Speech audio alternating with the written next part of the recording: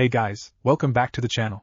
This is a story about what if Naruto was reincarnation of Odin in high school DxD. Before I start, please support for more amazing content, and do consider subscribing to my channel and share this video with your friends. This is written by AlernateReality, and link in description and support writer. Let's start the video. Chapter 1, A Magical Girl? Kurama, you big fuzzball, I swear Kami loves to screw with me, Naruto thinks to himself. Kid, I may just agree with you. In my thousands of years, this is unbelievable, Kurama says back. And yes, so that's how it is, a high-pitched friendly voice says in front of him. His eyes refocus on the abomination in front of him, a 5 feet 3 inches girl with light brown hair and pigtails wearing a pink costume that hurts his eyes looking at. He would label her a child, if not for her massive chest, and every time she spins she gives him a clear view of his panties. I'm sorry, but can you repeat that? Slowly he says very calmly as he stares at the admittedly attractive woman in front of him. Too bad that is literally the last thing on his mind. She pouts cutely at him. Okay, maybe it is further up there than I thought, he silently admits. Can you please focus? You can pev later, Kurama says annoyed. Yes, this girl definitely puts almost all the girls in the elemental nations to shame, but it isn't the time. I am not pervy sage, damn it, he says with a grit of his teeth. You aren't that smart, are you? She questions with a tilt of her head. He says with a bit of annoyance while Kurama starts laughing loudly. Just waking up and he is already being called an idiot. Well, long story short, you suddenly fell from the sky, were severely wounded, and I decided to save your life by turning you into a devil. Specifically, my queen, you are my first piece. I am so excited. The fun times we will have, fufu, the girl says with a dark chuckle. Her sister gets an ominous feeling and quickly looks over her shoulder for her sister. She narrows her eyes and determines that she may have just imagined it. Regardless, she will be placing more wards to protect her bedroom. Kurama, would I have survived without being turned? Naruto asks. I think so. You are too stubborn to die, Kurama snorts. Naruto mentally chuckles. You turned me into a devil? I don't feel too different, he says as he looks down at his naked torso and pats his head looking for horns. Duh. We are pretty similar to humans except we have wings and magic, she says as her wings pop out. They resemble bat wings from back home. Naruto feels for his own and suddenly they pop out of his back and he can move them a bit. Whoa, this is weird, Naruto says in a bit of awe. I mean, he can fly with Sage of Six Paths chakra, but wings are cool too. Yup. You can fly now too. Pretty cool, right? She says with a smile. Well, thanks, I guess. Anyways, I owe you one for trying to help me, Naruto says with a smile. He can tell her intentions were mostly pure in helping him and is privately surprised that a devil can have good intentions. Though, it isn't that big of a shock as people called Kurama a demon, and he was just misunderstood. No problemo. Now there are several things you need to know as my first servant, but we can worry about that later, she says quickly as she walks toward the door. Naruto doesn't react visibly, but mentally he is freaking out. Did she just tell me I am her devil servant now? Oh, hell no. Naruto mentally screams. Kid, if you willingly be a servant, I will force myself out of here and kill you. No one gets to use my power for themselves except you, Kurama says seriously. Naruto sends him a mental image of him hugging the fox, getting a gag in response. Come down, and we can discuss this all over lunch, the girl says with a smile. She closes the door and Naruto lets out a sigh of relief and frustration. Naruto gets up and dresses himself.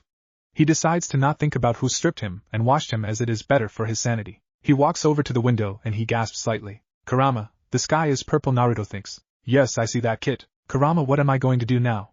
Naruto thinks to himself as he looks out the window. Well, for starters, get away from the crazy girl that is going to make you her slave. We can worry about the rest later. Yes, you're right. Let's just focus on the present, Naruto says as he takes a deep breath. He mentally takes stock of his body, which is mostly healed, and his power levels are back around 50%. My power levels are around Isabu right now, even though you took back my other half. Surviving in that portal Kaguya sent you through really took it out of me, Kurama says to him. Naruto creates a clone who walks out the door toward the girl, whose name he still doesn't know, and he opens the window. Deciding not to risk using his wings now, he uses chakra and walks down the wall quickly. Using his stealth skills he developed from running from his ANBU, he makes his way to the forest without being seen. He makes 50 clones who know to run and create false trails while also trying to find out any other information they can. Naruto takes off, determined to get as far away from here as possible. No need for the crazy girl in that horrid outfit to find him again. And so that's the basic overview of the history of devils and what a peerage is. Now, since I am a foreign relations Mao, you will have to do other tasks like help me take care of my sister, do paperwork that I don't want to, and if you are lucky, help fulfill my needs. Seraphol says with a cheerful smile. Naruto takes a moment to digest the information and stands up facing her. Well, Seraphol Leviathan, this all sounds very interesting, but I am going to have to decline. Thanks for the help. Goodbye, he says with a wave before disappearing in a puff of smoke. Where did my hot queen go? She says frantically while searching the room. She then expands her senses and can't feel his presence anywhere. Her smile quickly fades and she gets an angry tick above her eyebrow. Naruto! She yells and ice quickly covers the entire room. All the maids and workers throughout the house can instantly feel a difference in temperature. They all quickly make themselves scarce, not wanting to be near an angry Seraphal. Well shit, I already have enemies, Naruto says with a sigh. Clearly, this world is as messed up as the shinobi and might be even more so. Get clone memories back? Kurama questions. Yup, and apparently, there are two other factions named Fallen Angels and Angels, who devils have fought a major war against, who kill devils and have weapons of light that are extremely dangerous. Then you have the old Mao faction of devils that only like pure blood devils that would try to kill me, and since I ran away from my master all devils are supposed to kill me. On sight, Naruto thinks with an eye roll. He isn't terribly worried because he doubts anything can be harder than fighting Obito, then Madara, then Kagaya. Wow, Kit. You basically are a missing ning now, sure as hell better than a slave. Definitely have to get more information, Naruto thinks with a sigh. Only two good things have come out of this so far. One is that he gets magic and a much sturdier body, and two is that he gets to live for thousands of years. Orochimaru, he is going to be the one to learn all the jutsus. How are you going to learn all the jutsus when you are stuck in an alternate dimension? Dumbass Kurama responds dryly. A fuzz but. Don't you remember they kept me out of the war to learn more? And that I stored everything the Kage gave me in a seal on my arm? Naruto questions smugly. You're still an idiot. Going to recover my strength, Kurama says before he falls asleep. That damn fox, I'll have to kick his ass again for that, Naruto grumbles. He then starts daydreaming of all the jutsu and cool stuff he can learn and how he is going to shove it into Sasuke's face. His mood immediately sours when he thinks of Sasuke and the rest of the people back home. He knows Sasuke can stop the infinite Sayukami, so at least there is that. He did bring them peace, or at least he hopes he did. Without the Rinne Sharingan, however, getting back is impossible. Damn Kagaya, that spiteful bitch. He receives another clone's memories about finding a city, but he decides to keep going as far away as possible. The city would be the first place anyone would look, and the number one unpredictable knucklehead ninja does not do the obvious. Chapter 2, My Sensei. She is running with all her might through a forest, not minding the explosions happening near her, as she is only trying to reach safety. She looks up at the dark sky and sees a light spear heading right at her. She jumps out of the way at the last second, barely avoiding being skewered. She rolls on the ground and immediately picks herself up, not heeding her tired muscles calling for rest. Ho ho, look at that Zadlas. It seems we have quite the spry little devil tonight, one of the two fallen angels calls out. It seems you are right, Tabiel. There is nothing better than a devil hunt with a devil that doesn't give up.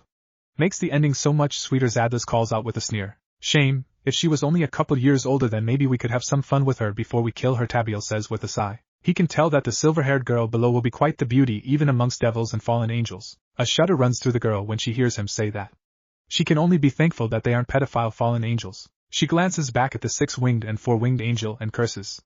They are casually floating behind her with light spears in their hands, just laughing and enjoying hunting her. If they were two-winged maybe she would have a shot, but not against such beings when she has been non-stop running for 2 days. Zadlas, we should end this soon as I am getting bored. Besides, I am dying to check out that new brothel in town, Tabiel says as he keeps his eyes on the girl below. The excitement of the chase has dulled after 20 minutes, and now he just wants to get laid. As if I want any of your sloppy seconds, Zadlas. I'd rather not catch a disease, Tabiel says with a laugh, and Zadlas glares at him. He throws a spear down below at the girl, who dodges, and he lets out an irritated TSK. Shut it, Tabby. Besides, it'd be more like sloppy 1000s with one of those girls, Zadlas says as he throws his 2 spears. One of them nicks the girl and she lets out a cry of pain as she falls down. She has a nasty gash on her arm as the 2 fallen fly down to the ground near her. She tries to stand up, but her legs give out on her, so all she can do is sit on the ground glaring at those 2 asshole fallen. Well, for such an entertaining night we will give you a quick death. And my name is Tabiel, dammit. The 6-winged angel yells, getting a snicker from his friend. He creates a light spear, much larger than any of the ones he has thrown tonight, and she knows she is dead. Well, this has been a shitty life. Only wish I got to kill my father, she thinks to herself as she closes her eyes. She waits for her annihilation, but she hears an explosion nearby instead. She opens her eyes and sees that she is now in the hands of a young blonde with extremely blue eyes and whisker marks. Hey there, Oju-chan. You don't have to worry anymore. I won't let anyone harm you, he says and gives her a bright smile. Tears pour out of her eyes and the blonde faces the 2 fallen. Please explain why you miserable crows were attacking and about to kill a child, Naruto says with his eyes turning cold. Both fallen are instantly on guard as they never sensed him. What's it to you, devil scum? We need no reason to wipe out a devil, Zadlas sneers. Well, if that's the case, then you won't mind if I retaliate, Naruto says with a smile that doesn't reach his eyes. He throws a kunai and flips through several hand signs. Ninja art, shuriken, shadow, clone jutsu, he yells out, making the 1 kunai become hundreds. Their eyes widening, they close their wings around themselves and harden them with their mana, having the kunai bounce off harmlessly. Retracting his wings, Tabiel yells, this is pathetic, you low-class scum, before seeing several Narutos running at him with blue orbs that promise pain in his hand. Both fallen take to the sky, throwing light spear after light spear, but can't seem to hit a single one. Naruto jumps up holding the spear outstretched toward the four-winged angel. Azazel throws a light spear, thinking he has got an easy hit, but the blue orb grinds away the light spear to nothing, leaving him shocked for a moment, making him unable to avoid the attack. Rasengan!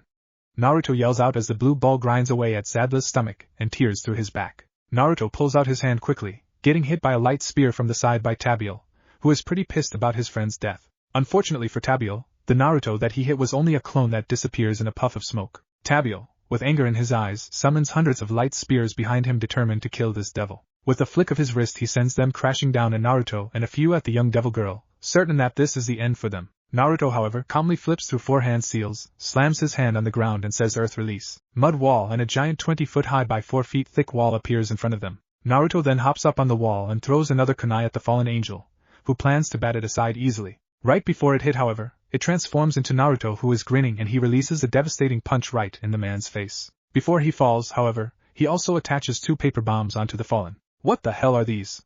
Tabiel asks, eyeing the paper warily. When he sees Naruto have a grin on his face and his hand in another strange position, he immediately has a premonition to get rid of the paper. Too late. Katsu, Naruto says, and Tabiel is engulfed in an explosion.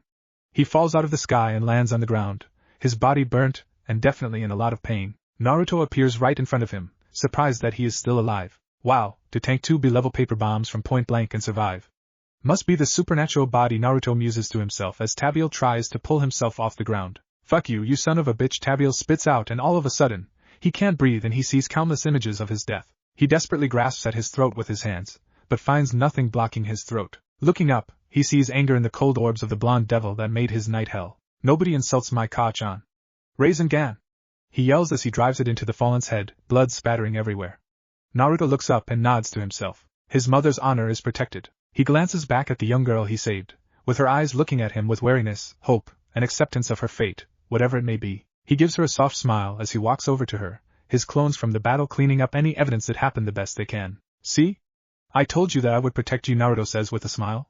The girl nods her head slightly. Why don't we introduce ourselves? My name is Uzumaki Naruto. I am 17 years old and I like ramen, my precious people, training, traveling, and ramen again. I hate the 3 minutes it takes to make instant ramen, assholes who pick on children, rapists, and loneliness. My dream, well, I don't really know what my dream is anymore, he says a little tiredly at the end. He looks at her expectantly, and she realizes that she is supposed to do the same thing. Hello, my name is Valet El Lucifer, she says, and searches his face for any signs of a reaction. Surprisingly, she found a bit, but no hatred, just curiosity. I am 12 years old and I like my Ka-chan and Albion. I hate my father and grandfather. My dreamy dream, at least right now, is to find somewhere safe, she mumbles out as she hasn't really given it any thought. Naruto grimaces as he can see a lot of himself in this 12-year-old girl. Only around 4 feet 4 inches with light silver hair and hazel eyes, with signs clear to him of physical and emotional abuse. He grips his fist and decides that he will do something for this girl. Well, Valet-chan, how about you spend the night camping with me and you can get a good night's sleep, Naruto offers her. She looks at him with a hint of suspicion, as so far, all the males in her life have hurt her, but she really doesn't have a choice. Reluctantly, she nods her head, making his smile get a tiny bit wider. Hop on my back and we can find some place safe for the night, or at least somewhere away from here, Naruto says as he bends down. She wraps her arms around his neck and legs around his waist, and he holds on to her legs. Hold on, he says before he starts dashing through the trees at an extremely fast pace, drawing a squeal of fear from Vala. He laughs as she tightens her grip and continues navigating through the forest with ease. Vala opens her eyes and sees everything around her in a blur. She idly wonders how the older blonde can see where he is going. He has trained his eyes for such speeds. A deep voice rumbles in her head. What do you think I should do, Albion? Vala asks, desperate for a bit of advice. The past few days have taken a toll on her, and she would be dead without Albion. I say don't trust him completely, but he doesn't seem to have bad intentions. At the very least, he is strong enough to kill those 2 Fallens easily and didn't react negatively to your name. I'd say stick with him for now, Albion says. Should I tell him about you? Don't. He might want to use you. Vala is brought out of her musings when Naruto stops running and finds herself still in the forest. Naruto bends down, and she jumps off him, wobbling a bit as she is extremely tired. Naruto creates 4 clones, who quickly get to work setting up a perimeter and camp. You can take the sleeping bag. I am fine with the ground, Naruto tells her, as she eyes the sleeping bag with longing. She glances back up him with a bit of suspicion, but the deal is too good to pass up. She quickly climbs in and within a minute is already asleep. And to think I was going to offer you dinner, Naruto says as he unseals a bowl of ramen that is still hot. Man, am I glad Ero-sen taught me how to seal hot foods so that they stay hot, he says before he dives into the food of the gods and mouse. Vala wakes up the next day super disoriented and confused. How did I get here? She asks herself before all her memories come rushing back to her. Widening her eyes, she looks around and down at herself. Relax. He did nothing to you last night, Albion says, making her breathe a sigh of relief. She might be young, but years of abuse makes your head jump to nasty ideas. She looks outside and sees her savior, Naruto, eating a bowl of some type of delicious-smelling food, and the sun is up high in the sky. Naruto's eyes brighten when he sees her, and he waves her over enthusiastically. She swiftly walks over to him, hoping that he will share at least a tiny portion of his food with her. She has gotten so hungry that her stomach won't even growl anymore. Good afternoon, Vala-chan. How are you feeling? Naruto asks. I'm fine, she states warily, still searching for his angle in all of this. Her eyes drop down to his food, something he recognizes. He opens a scroll and channels a bit of chakra to the seal, making another bowl appear in a puff of smoke. Vala's eyes widen as she has never seen such a thing before. Chairs and such, yes, but not food. Here you go, he says as he passes her the entire bowl along with a pair of chopsticks. She picks up the wooden sticks, not exactly sure how to use them. She watches Naruto eat with them, and tries to copy him. Naruto silently chuckles to himself as he watches the girl try to eat. Still, he doesn't want to damage her pride, so he says nothing. They eat the rest of their meal in silence, both sitting on a log each contemplating the other. Naruto is saddened by how much her childhood resembles his own, at least in the body mannerisms. She at least has a mom, but it doesn't seem as if her mom could really help her. Vala, however, is becoming more and more perplexed by the blonde in front of her. Why would a 17-year-old reincarnated devil help her? Not being able to stand it anymore, she asks bluntly, why are you helping me? Naruto, a little caught off guard by the question, raises an eyebrow and asks, is it wrong of me to help a little girl when I see her in trouble? Vala frowns as she didn't get the answer she wanted. Maybe he simply believes that it was the right thing to do, Albion says. Vala shakes her head as she hasn't met anyone who would do that before from the limited amount she has. I don't believe you, Vala says, and Naruto frowns. Well, I guess I will have to convince you otherwise. Don't worry, I am stubborn, Naruto says with a smile. She just stares at him before looking away. Naruto rolls his eyes at the little girl in front of him. I guess she has experienced betrayal before, he thinks to himself. Well, Vala-chan, I am going to go train. Do you want to come with me? Naruto asks. Vala is hesitant at first, but Albion quickly encourages her to go with him. Albion, why did you want me to go? Vala asks as she rides on Naruto's back once again. Because hatchling, this is a prime opportunity to see how strong he is, Albion says to her. He admits he is curious as well as this man seems like he has to constantly suppress his inner aura. Naruto hops down from a tree and gains a mischievous smile on his face. He wants to awe the little girl with his powers. He hasn't been training the past 2 weeks to not show off his new skills. Besides, this one took him 2 weeks to get down, even with hundreds of clones, and he still can't do it close to the level of Madara. Curse that damn Uchiha. Want to see something cool? Naruto asks the girl. She timidly nods her head and Naruto starts flipping through hand signs. Another skill he has been working on vigorously. Fire style. Great fire annihilation, he shouts, and he releases a literal sea of fire. All the trees in front of him for 40 yards instantly turn to ash, and the next 10 yards afterward are bathed in a sea of flames. Vala's jaw is slightly hanging open as she couldn't hope to replicate that. Albion, however, scoffs as that type of fire would have happened by him sneezing. Still, for a non-dragon and 17-year-old, he will admit it isn't bad. Pretty cool, right? Still, it's not nearly to the level it should be. I can't do the attack justice quite yet, Naruto tells her with a grin. Vala shuts her jaw and nods begrudgingly, as it was cool to her. She hasn't been allowed to practice her magic or work with Albion because of her father. Naruto then holds his hands in a familiar hand sign and says Tajukage Bunshin no Jutsu. Suddenly the entire area surrounding them is covered in smoke, and when it clears, even Albion is impressed. Vala is speechless. There are hundreds of Naruto clones surrounding them. Naruto winks at Vala before facing his clones. Alright, first put out the fire, then get to practicing. 200 of you working on Kenjutsu, 200 working on the first stage of fire manipulation, 200 working on Fuinjutsu, 200 going through the Goken katas, and finally 200 working on damn chakra control. I get to do the fun stuff like physical training and figuring out magic, Naruto says with a cheer, causing many except the chakra control clones to snicker. Naruto pours some more chakra into his weights on his arms and legs, causing them to instantly get heavier. Uzumaki-san, what type of magic is that? Vala asks as her curiosity overtakes her hesitance. Albion eagerly listens on as well. It's not magic, but rather chakra. You see, I can split my chakra in half and produce 1 copy of me. I can split it into thirds and have 2 copies of me. This time I spilt it 1,000 times, and the best part is, everything they learn I do too. So, all those clones doing those drills is like me doing those drills. The only things they can't do to help me is physical training and magic, as they don't have magic in their bodies, and a clone weightlifting won't build my muscles, Naruto explains with a proud smile. He is truly the unrivaled master at this jutsu, so it only makes sense if he knows all about it. It's not like it took him 3 years to figure out how to train with it. So you get 1001 days of training out of 1 day? Vala questions. At Naruto's nod, Albion starts laughing like mad. That may be the most OP technique I have ever heard of, he says laughing. He doesn't consider his techniques OP at all. They are all badass and totally normal. Now you can wait here, Vala-chan. I am going to start my training, he says as he starts running. Vala watches him run off and then starts walking among the clones, interested in what they are doing. Of course, she is keeping aware of her surroundings in case he turns on her.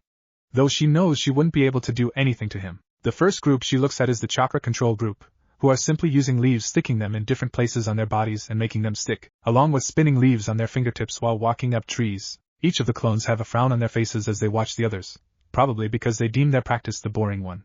While thinking that the walking up the trees is interesting, she doesn't really want to watch them just sit there. She walks over to another group who each have out scrolls and ink. They are painting symbols on the scrolls very fast and precisely. She thinks the symbols are beautiful, and again this blonde surprises her. Ask one of them what it's for, Albion says to her. Mustering up her courage, she walks up to one of the clones. Uzumaki-san, what is this for? She asks timidly, hoping to not be rebuked for interrupting like her father and grandfather would. None of this, Uzumaki-san or honorifics. Just call me Naruto, Vala-chan. This is Fuinjutsu, which is the principle of sealing. This type of jutsu is a rare one, but with it you can pretty do anything, from sealing away elements to creating a pocket dimension. It's a really neat trump card to have against opponents, the clone says as he continues to paint on the scroll. Vala jumps as an explosion engulfs one of the clones, while the others don't look fazed at all. If you happen to make a slight mistake and channel chakra into the seal, it usually blows up in your face. That's why boss only uses clones to practice Fuinjutsu, the clone says, unfazed by his brother's death. Ah, thank you Naruto-san, Vala says, getting a slight glare. I mean Naruto. The clone gives her a smile. Vala, meanwhile, is slowly backing away from him, not wanting to die an early death. While it is cool, it seems like it's a little too dangerous for her there. Humph. That is such an unmanly way to fight, Albion says as she walks away. Clearly, he is still bitter about being sealed away by the biblical god, though he does begrudgingly admit its effectiveness. Vala then wanders over to the groups doing more physical exercises. Her eyes widen at the size of the sword, as it is easily the height of a fully grown man, and the way Naruto can casually swing it around with one hand. She sees some going through motions and others sparring with one another. He definitely isn't a master swordsman, but he isn't terrible either, Albion comments to give Vala some context to what she is seeing. Glancing over to the bare-handed Naruto clones, she sees them doing something similar to the sword-wielding ones. She can't follow most of the movements in the spars, unfortunately, as they were moving at such a high speed. In reality, they were going slower to make sure they didn't accidentally pop one another. She finally travels over to the last group of clones, and sees each of them have a leaf in their hands and are staring at it intently. She walks up to one, a little more confident that she won't be hurt for interrupting, and asks, Naruto, what are you doing? I am trying to start a fire in the middle of this leaf, and then control the fire from burning the rest of the leaf, and then having it slow burn for a minute, the clone says as he looks at Vala. This is really hard. We have been at this for the past 2 days now, and no one has been able to even get the fire started in the middle yet. It helps make our fire jutsu more badass with less energy. Vala is slightly curious on how such a thing would make that happen, but decides to not bother the clone anymore. She doesn't want to overstay her welcome. She goes over to a tree and sits down against it, deciding to watch the Kenjutsu and Goken groups as they are the most interesting. She hears another explosion and slightly chuckles. The original Naruto comes running past her, giving her a foxy smile and a wave, before continuing his run. She relaxes slightly, and while she is still cautious, it seems that meeting Naruto may turn out to be a good thing. She will resign herself to be in his care for now. Only time will tell if that is a good decision. Azazel is at his desk slaving over paperwork that he has been putting off for the past couple weeks. It wasn't his fault that he got caught up in his sacred gear research, or at several bars picking up girls and the odd brothel.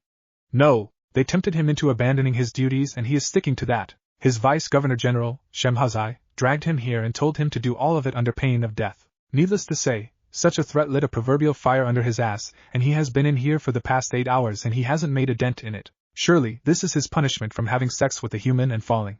But seriously, how was he supposed to resist those Ape? Griping about how unfair the world is, he most assuredly did not scream like a little girl when a voice said yo right in front of him. Nope.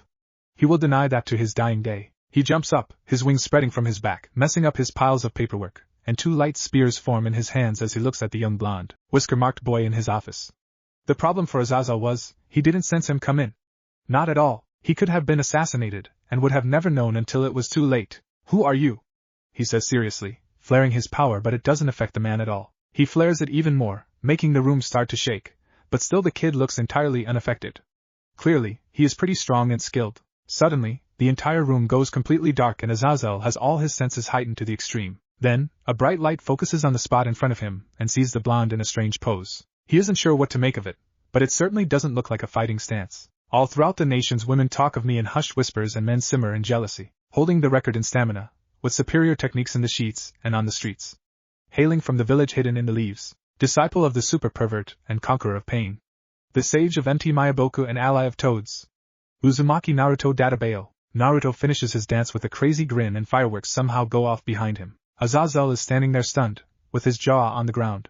Sometime during the introduction, he dispersed his light spears and dropped his aura down to normal levels. Clearly this kid meant him no harm. He bursts out laughing, as the entire scenario is too much for him. Naruto just watches as what he thinks is the leader of the fallen angels is busting a gut with a few tears leaking from his eyes. Teeth at the ha-ha-ha, that has to be the ha-ha-ha, the best introduction ever.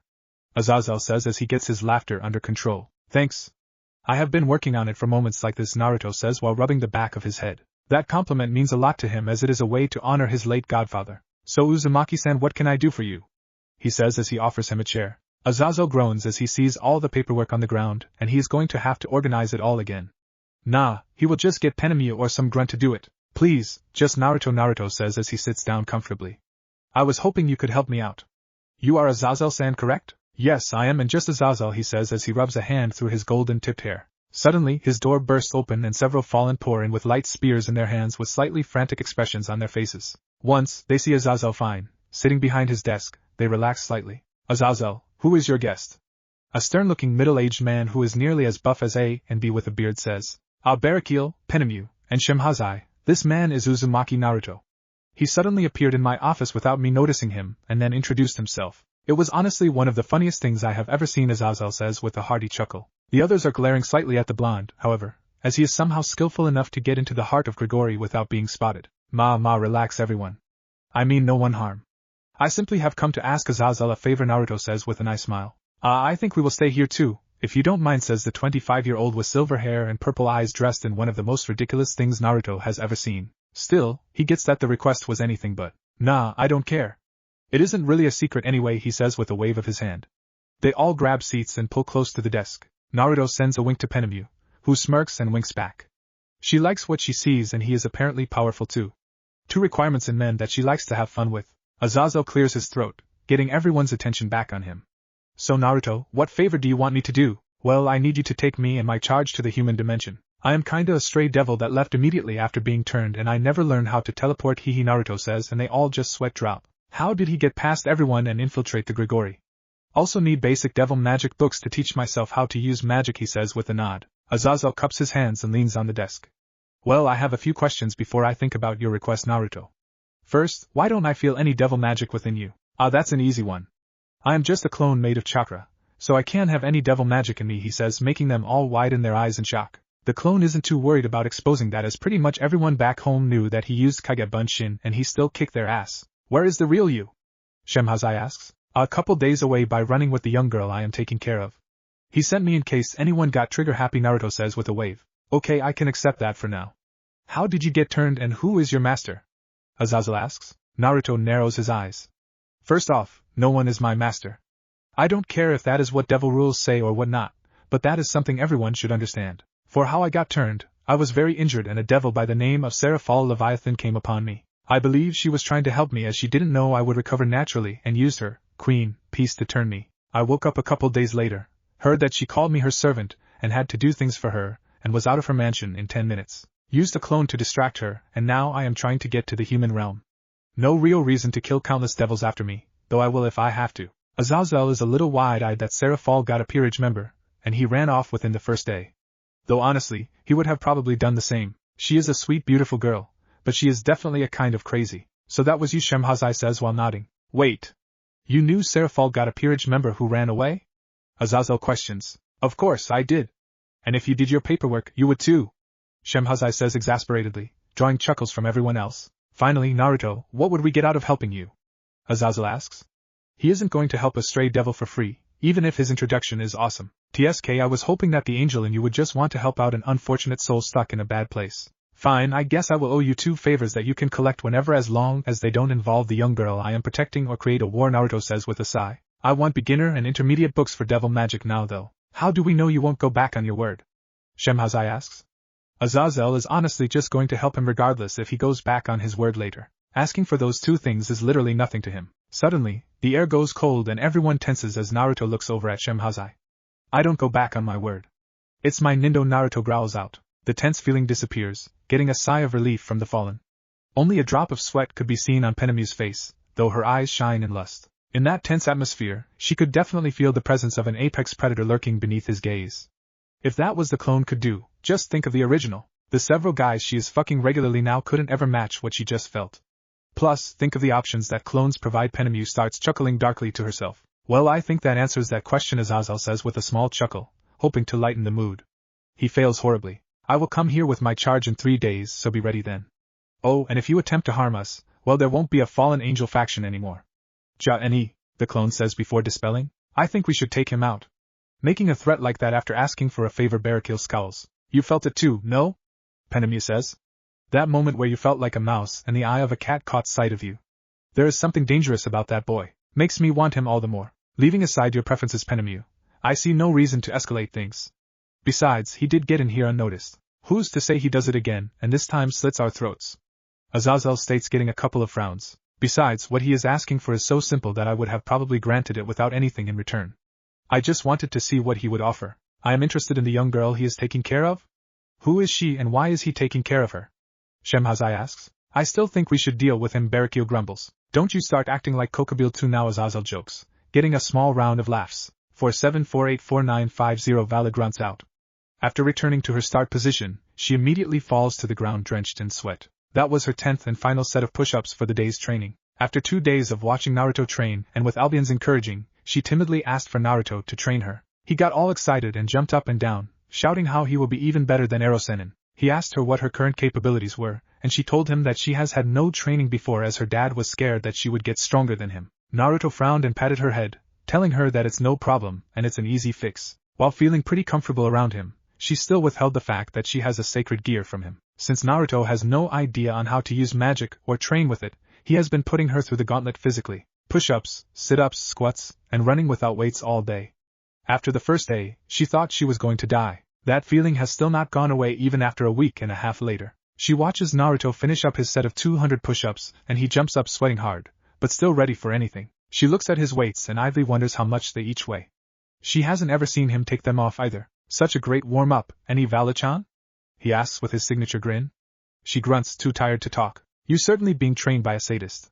None of my predecessors did anything close to what you are doing at such a young age, Albion informs her with a bit of a chuckle and some pride laced in. She will certainly wield the divine dividing well in the future. Now, Naruto says before he stops talking and shakes his head. She has seen him every day do this when he receives his clone's memories. But this time none of his clones in large numbers have dispelled. Well, it seems that the clone I sent to the Grigori accomplished his mission. Valachan, we are going to the human realm. Also, getting some books on how to use devil magic. Finally, she groans out. I can soon stop this torture and focus on magic. Naruto furrows his brow when he hears her.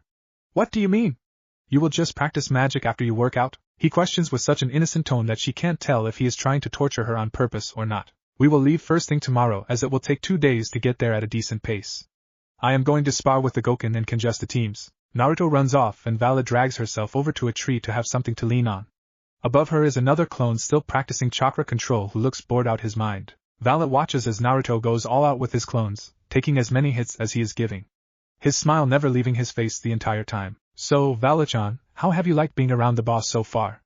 The clone questions. It's been different. In a good way. It seems like he cares, Vala says softly.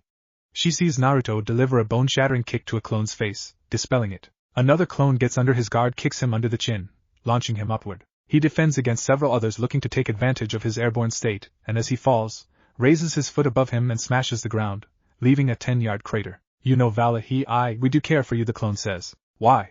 Is it because of my last name? I can't understand your reasons, Vala asks with a bit of an irritated tone. All that she hears is silence, before hearing laughter coming from above her. Looking up, she glares at the clone while laughs freely. Ha ha ha ha, you really don't have any trust, do you? He says sadly. Truly, I was similar, yet so different at your age. What do you mean? She demands. I grew up in a bad situation similar to you. I was an orphan, born on the same day that a tailed beast attacked our village. The leader of our village sealed the beast into me at the cost of his own life, hoping that the child would be regarded as a hero. The people, however, in their hatred and pain, only saw a beast in human form. I was treated terribly, beaten, running for my life many occasions, eating scraps and rotten food, and ignored by pretty much everyone, save 3 people. Until I was 13, I wore a mask every single day, so I truly know a bit about a shitty childhood. Do you know what changed me? The day the first person acknowledged me as me, not a demon or a prankster. As Uzumaki Naruto. When I saw you, and the signs of having a childhood as bad or maybe even worse than mine, I wanted to help. I was going to acknowledge you. That's all it is. I just want to help you, Vala Lucifer. No other reason than that, Naruto says with a smile. Vala doesn't face him, but in her eyes tears form. She gives a shaky nod of the head as she rubs her eyes with her hands. The clone doesn't say anything more, as they sit in silence watching the spar in front of them. Azazel sits outside, waiting for his guests to come. He has already informed the entire Grigori to not attack a young, whiskered blonde devil traveling with a child under pain of death. He'd rather not fight a man that can sneak around and kill you without you even realizing it. It'd be pretty bad for his sex life. The other leaders of the Grigori, except Kokabil, who are all cadres, are preparing in case this goes south somehow. Normally, Azazel would say that's overkill and he could handle it himself, but his instincts warn him to not fight this guy alone. Since his instincts were tempered in the 3-faction war, he knows that they are rarely wrong. He senses the 2 devils before he sees them, clearly letting him know they are here, though he suspects they don't know how to suppress it if they are asking for devil magic textbooks. The magical energy in the pair is enormous. Both already have mature high-class devil reserves. Clearly, they will both be powerhouses in devil magic in the years to come. He stands up as he sees them round a building, with many fallen following them, each ready to smite the devils if they so much as try anything funny. Azazel sees that the girl, around 12, is extremely nervous and scared, her eyes constantly roaming through the ranks of the fallen as she holds onto one of the blonde's hands. The blonde, Naruto, Azazel reminds himself, looks completely at ease, not worried in the slightest about all the fallen. None of his body language betrays him either, which only confirms Azazel's thoughts that this man is dangerous. As he glances at some of his fallen, he can see that several are sweating at the energy output of the 2, their magical auras not being restrained whatsoever. He takes note of them and is going to increase their training as they shouldn't be sweating from this amount. Ah, Naruto! Good to see you again. Sorry about the reception, but some people insisted with you being a devil and all, Azazel says with a smile as they get close to him. Naruto waves it off. Completely understandable.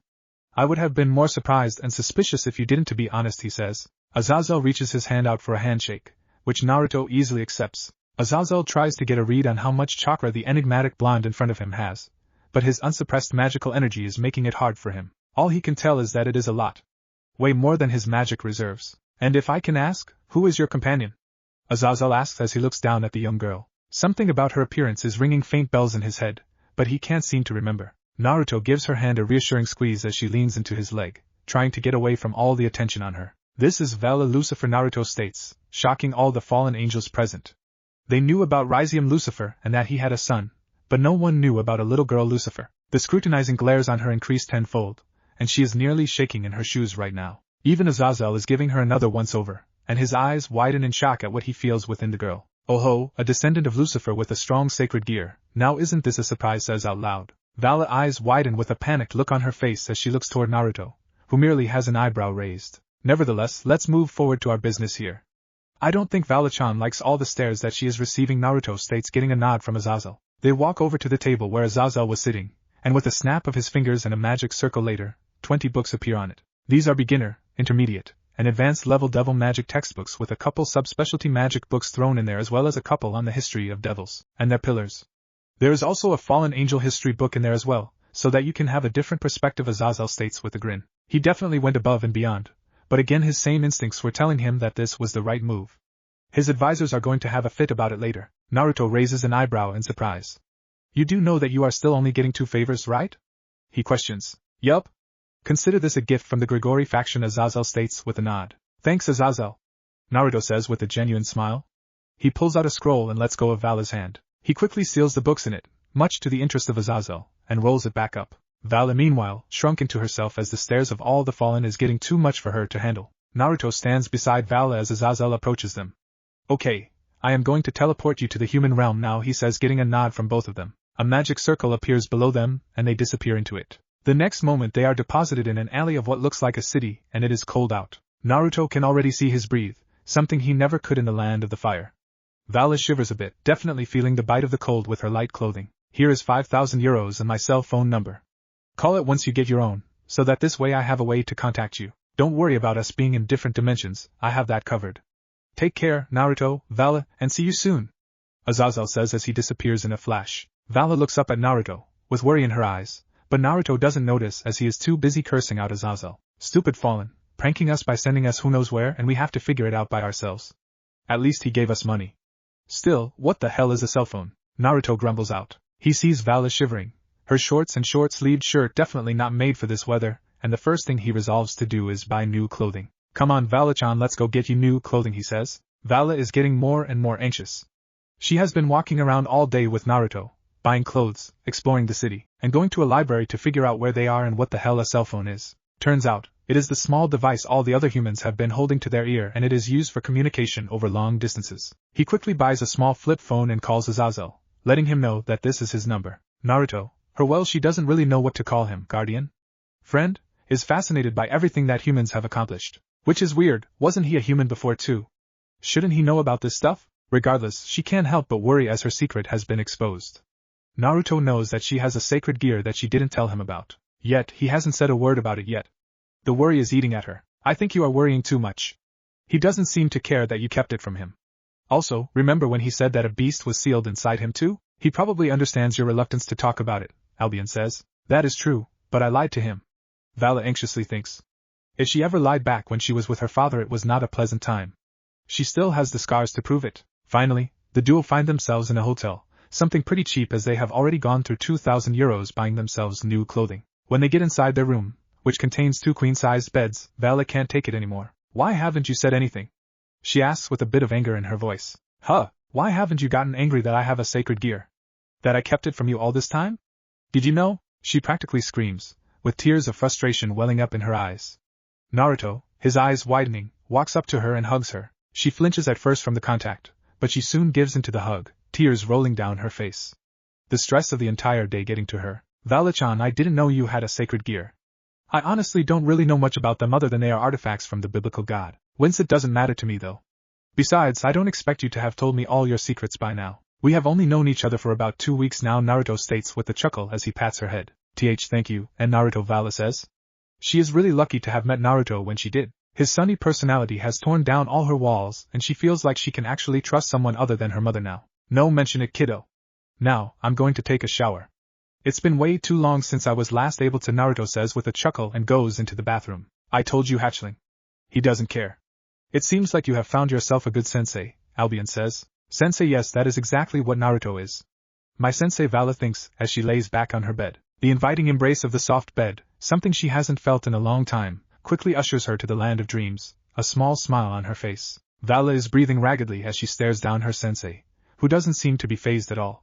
She ignores the pain she feels across her body and once more charges at him. She gets near him, lashing out with a right hook that he easily blocks, but she knew that as her left foot is aiming at his side. He grabs hold of it, and she quickly jumps up and tries to a blow to his face with her right leg. Naruto merely moves the minimal amount of distance away as her foot barely brushes by it, and delivers a devastating punch to her abdomen and throws her away with contemptuous ease. Never going to hit me with straightforward attacks like that, Vala-chan, Naruto says teasingly. She growls as she picks herself back up, shakily standing on her own 2 legs. Let's call it a day, Naruto says, and she instantly falls down, dirt, blood, and sweat covering her clothes. Her clothes are ripped all over the place, but she doesn't care. Her modesty was something beaten out of her in these spars. Worrying about your state of dress in a fight is an easy way to become distracted and killed, Naruto told her. He then provided several examples from his own experiences and she took them to heart. He also told her that if she ever fights a perverted male in a few years, she could easily kill him while he is distracted. A win is a win.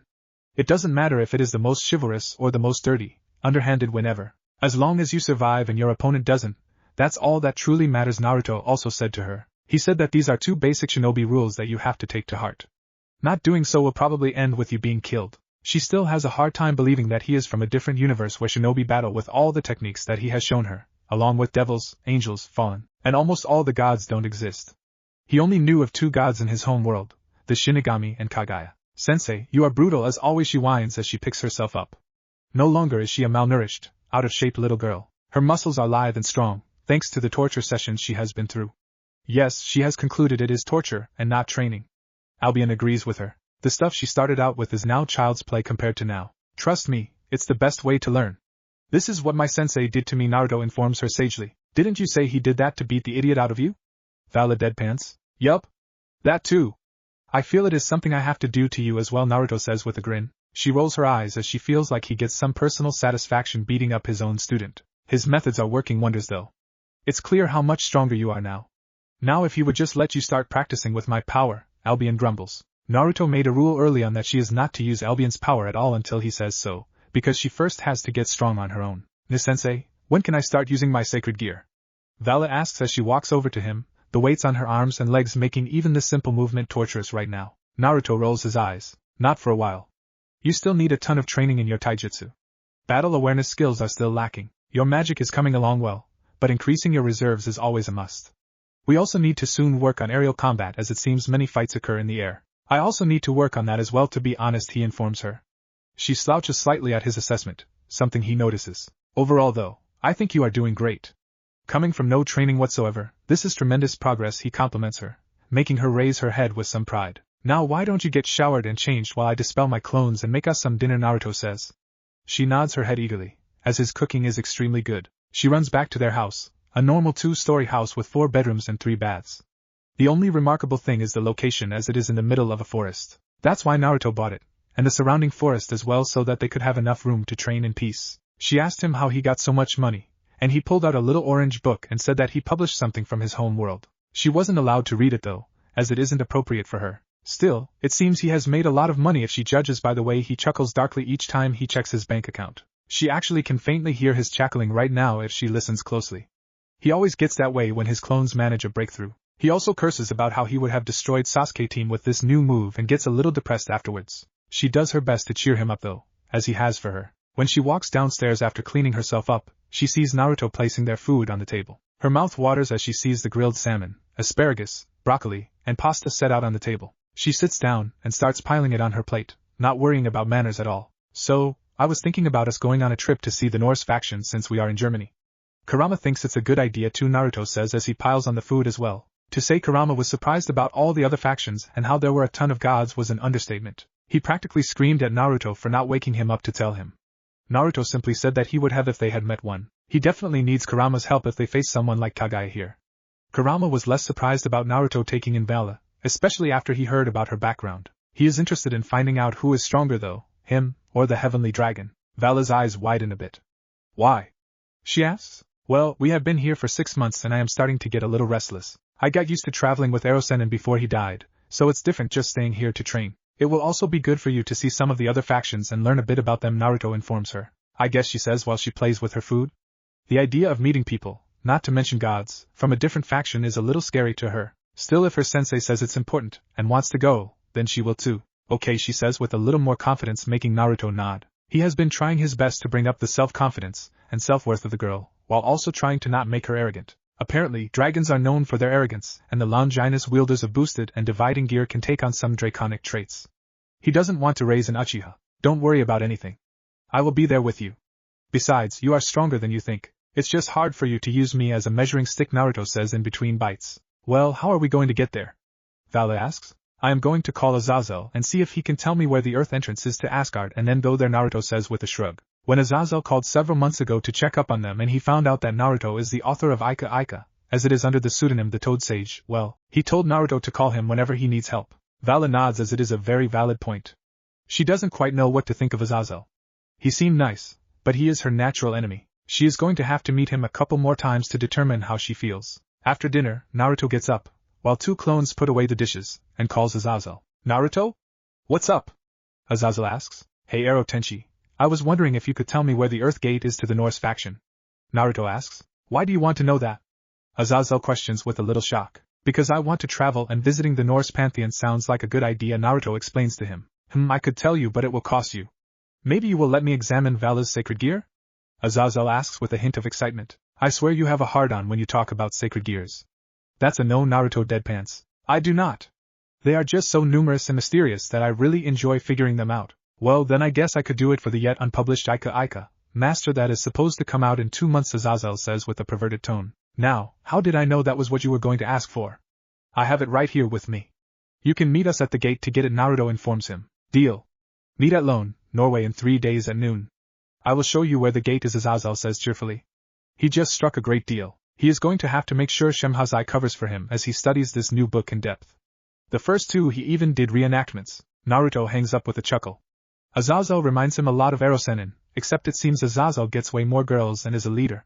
He still can't comprehend why though. It seems that males, no matter the species, are all stupid like ninjas. Kurama guffaws. Shut up, fuzzball. You probably go through my memories to read the Ika Ika series when you are bored, Naruto says. It's true. The great Kyubi no Kitsune is a closet pervert. Naruto shouts in his mind, laughing. Quiet. It's not like you have anything else in this empty brain of yours to entertain me, Kurama huffs as he curls up, obviously wanting to spare himself further embarrassment. Sensei? Vala questions, bringing him out of his thoughts. Sorry, Vala-chan. Talking to Kurama. Anyways, we are meeting up with Azazel in 3 days in Lone, Norway, and he will take us to the gate, Naruto says, getting a nod from her. Okay. Also, Sensei, I heard your cackling as I was walking back. Did your clones figure something out? She asks. Yes. He shouts with a smile. They have finally mastered the second stage of fire manipulation.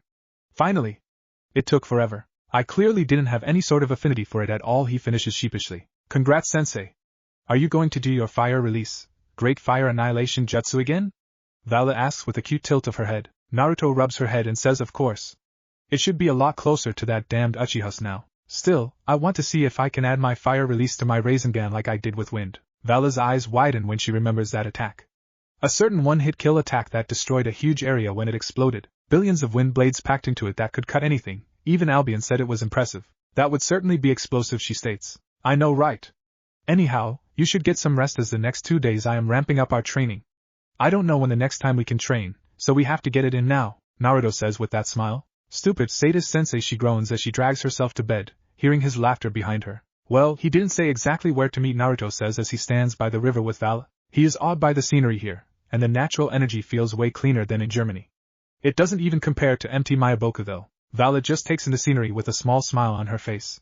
She knows her sensei is big into nature, so being here must make him happy. Plus, it looks way cooler than the forests of Germany that she is used to. Behind her, she feels the telltale signs of a magic circle. She knows her sensei is a stray. Plus she probably has people hunting after her too, so she turns around with energy building up in her hands. Azazel appears and gains an amused smile on his face when he sees Vala ready to strike at him. His senses tell him that not only has her magical power grown considerably, but it is much more refined as well. The rumors about the Lucifer genes granting immense magical reserves are probably true. Her body also looks healthy and strong, a clear contrast to the last time he saw her. Finally, she has a much better look in her eyes. Clearly, she is being well taken care of. He looks over at Naruto, and his eyes widen a bit at just how much magical energy he has already. He definitely near the cusp of a low ultimate class devil, and it is similarly refined to Vala's. It also is being used to cover up the chakra, which he can tell lurks beneath the surface as a veritable ocean. Just how deep is the true question? It probably that large that quickly due to him being the queen of a Mao, Azazel thinks to himself. Those pieces were designed without any restrictions on them. Well, it looks like you two have been training hard. I can tell you both have a significant difference in magical power. Vala, the look in your eyes is much better, Azazel states causally, causing Naruto to grin widely and Vala to get a small blush of embarrassment at the praise. Hearing that you are progressing well from her sensei is one thing, hearing it from a third party is a totally different matter. Yes, I have been pushing Vala hard with her physical exercises, and we have both been working on our magic. Still, while I am not a very good sensor for magical power yet, I can tell you have us easily outclassed, Naruto informs him. Ha ha ha ha, that I do. But at your rate of growth that may not be for long, Azazel says with a laugh. Seriously, what kind of training schedule do you have? I may have to use it myself, he asks. It's torture. I am being tortured every single day by my sadistic sensei, Vala deadpants, causing Azazel to mock glare at Naruto. Hee, come on Vala-chan, it's not that bad, right? He says a little nervously. Right. He says weakly. At least I cook for you and bring you on cool trips. Naruto says, trying to salvage himself as Azazel's glare gets harder. I guess, Vala says with a small smile. She really wouldn't change anything, but her training is torture. Well, Naruto, maybe you should allow Vala to do normal kid things instead of train, Azazel suggests. What do kids do for fun other than train? That's what I did. And pranks. And eating ramen, Naruto questions honestly, getting a sweat drop from Azazel. Do you want to learn how to prank people? Naruto asks, getting a shake of the head in return. It's fine. I enjoy it, sensei. That doesn't change the fact that it is torture, she states with a small smile, getting Naruto to let out a sigh of relief. He thought for a second that he was a terrible sensei. He is modeling it after Erosenin and Kakashi sensei, except taking out all the parts he didn't like about them, like drinking, peeping, reading porn, arriving late, not telling him how to do things, and going to brothels. Wow, maybe they weren't the greatest teachers ever, Naruto thinks to himself. Kurama snorts. You think, brat? Though you did get this far, so they couldn't have been terrible. Well, your teaching/parenting skills aside, did you bring it? Azazel asks eagerly. Of course, Ero Tenchi. Here you go, he says as he tosses the book toward him. Azazel catches it, opens it up, giggles perversely, and closes it. Well, a deal is a deal. Can you two fly yet? He asks. Yes, though we aren't great at it. We have been mostly working on our magical reserves, sensory skills, and attacks, Naruto informs him. They walk into the forest to not be seen and Naruto lets out his wings along with the other two. Azazel has 12 pitch black wings that look extremely sleek and Vala lets out her 6 devil wings, annoying Naruto that he only has 2. He wants more, damn it, the other trait of the Lucifer clan. The original Mao clans have more than one pair of wings, Azazel says as he looks at them. They are also an indicator of a Lucifer's magical prowess, and it is progressively harder to gain the next set. 6 wings is very good for a 13-year-old. Vala blushes again and says I used to only have 4 when I first met Sensei. Come on, show-offs, let's getting moving. Naruto says as he is still bitter about only having 1 set. Strolling up to a battle with 12 wings would be badass. Azazel guffaws at the obvious, jealously rolling off Naruto before taking off into the sky. Vala and Naruto follow quickly behind as Azazel sets a moderate pace for them to keep up with him. They fly for about an hour, before descending into a foggy forest. Naruto can tell by the magic surrounding this place that this fog is clearly not ordinary. They create this fog so that people don't stumble on this place. The reason why we didn't just teleport here is that we probably would have been instantly attacked. Most pantheons are the kill first, ask questions later type, Azazel informs him. Naruto, while confident in Vala, still moves closer to her in case they are suddenly attacked. He doesn't want to lose his only precious person in this world. They continue to walk for 15 minutes, making small talk, before they stand in front of a giant white barred gate, with a huge circle in the center where the two sides meet, depicting a Valkyrie riding a horse. The fog completely covers to the sides of the gate, and Naruto doubts that going around it is possible. Well, here you are. I am going to do some research now. Have fun, Azazel says with a perverted grin. He disappears in a teleportation circle, leaving the two of them alone. What now, Sensei?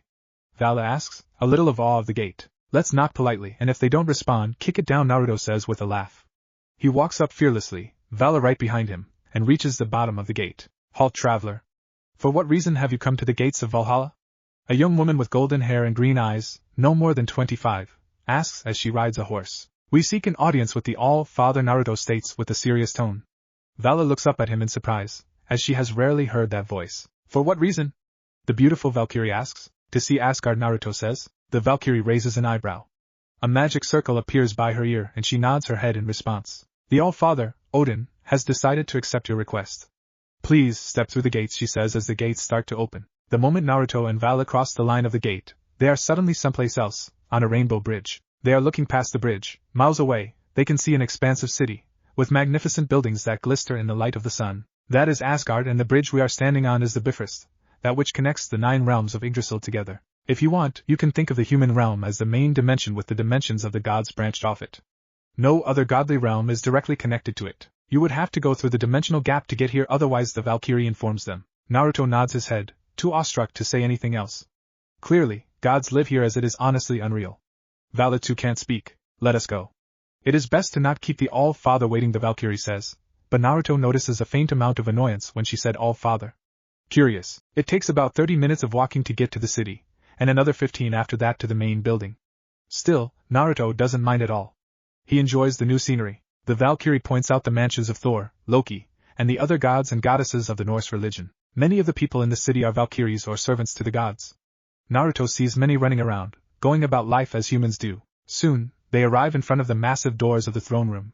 Valley, a little nervous, grabs Naruto's hand, getting a gentle squeeze of her hand as reassurance. The Valkyrie in front of him pushes the doors open, and the swing opened loudly. Inside the throne room, Naruto's gaze is first set on the man on the throne. An old man, like Sarutogijiji, whose visage screams experience, wisdom, power, locks his one eye onto them, intently scrutinizing every detail. His robes and crown give credence to the fact that he is the one in charge here, and you must give him the proper respect. As Naruto looks around, he notices the Valkyries lining the carpet that stretches over the marble to the throne, with sword and shield in hand, each looking like that of a warrior princess.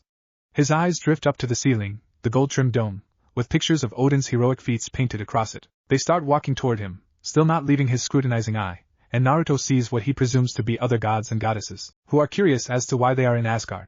Many are murmuring amongst themselves, but Naruto can't hear their conversation. They stop at the edge of the steps that ascend to the throne as Odin still gazes down at them. Vala squirms slightly at the intensity, but doesn't show fear. Odin leans back in his throne as the Valkyrie kneels to the floor, while Naruto and Vala remain standing. So Kara, it seems your chest has grown a bit from the last time I saw you, Odin says as he strokes his beard. Naruto almost face faults as the first thing out of this old man's mouth is a perverted comment. Seriously, he should have known better by now. Vala manages to keep her jaw from falling to the ground. She then looks down at her own chest and wonders when she will start growing. Her sensei told her, after much stammering and such, about what she will start going through when puberty arrives. According to him, it will start soon for her. No, Odin-sama.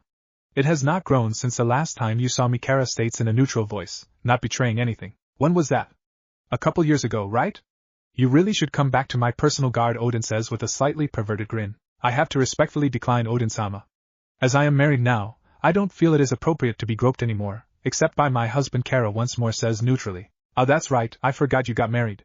Well, thank you for bringing me these two, Odin says, and she takes that as a dismissal. She walks over and stands by the other Valkyries. It has been a long time since we have been visited by another pantheon, especially by devils. I think it has been 40 years since the last devil stepped foot in Asgard. What are your names? Odin asks, his voice now radiating authority. Suddenly, everything goes dark for a moment, which causes some commotion before a single beam of light shines on Naruto and Vala. Naruto is in a strange stance, though without weapons, causing the Valkyries to lessen their guard, and Vala looking up at him in bewilderment. Men run in fear at the mention of my name, while women feel a wetness between their thighs. The vanquisher of the Akatsuki and student of Jiraiya of the Sannin, the son of the Yellow Flash and Red Hot Habanero. The Toad Sage.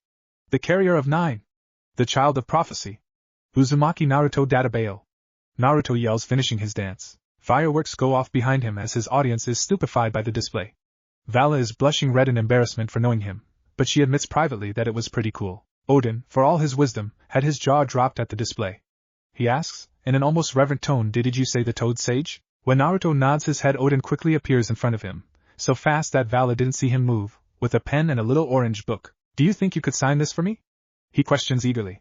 Naruto deadpans the leader of the Norse faction, who is acting anything but dignified right now. Still, he hates formalities too. Sure thing, Erogigi, Naruto says, with gasps coming from the room.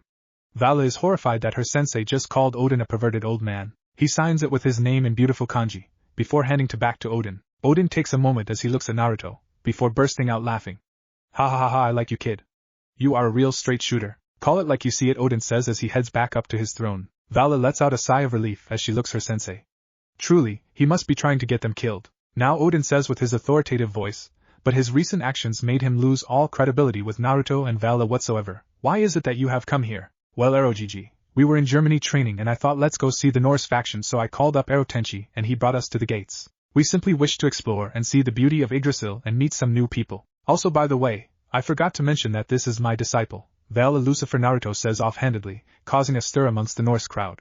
A descendant of the Mao himself. I noticed that right away. I saw the original Mao Lucifer a couple times, and she definitely has some of the same characteristics, Odin says while stroking his beard. She will be a beauty in several years, he says sagely, causing Vala to blush and Naruto to deadpan. So Erogigi, can we stay and look around? Naruto asks bluntly.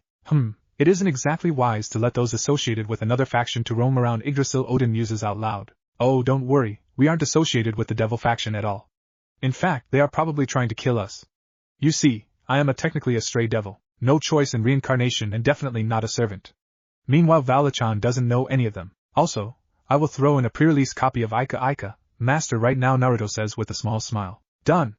Tonight you shall feast with the gods in Valhalla, Naruto, Uzumaki and Vala Lucifer, Odin says loudly. The onlookers have expressions of shock, though several that have read the first two Ika Ika series know why Odin caved so easily. They simply are masterpieces the world has not seen since Shakespeare. Naruto pulls out a scroll, and a small poof of smoke later, a copy of Ika Ika, Master is in his hand. Here you go, Naruto says, handing the book to Odin, who looks at it like it's the most precious thing in the world. Please explore to your heart's content.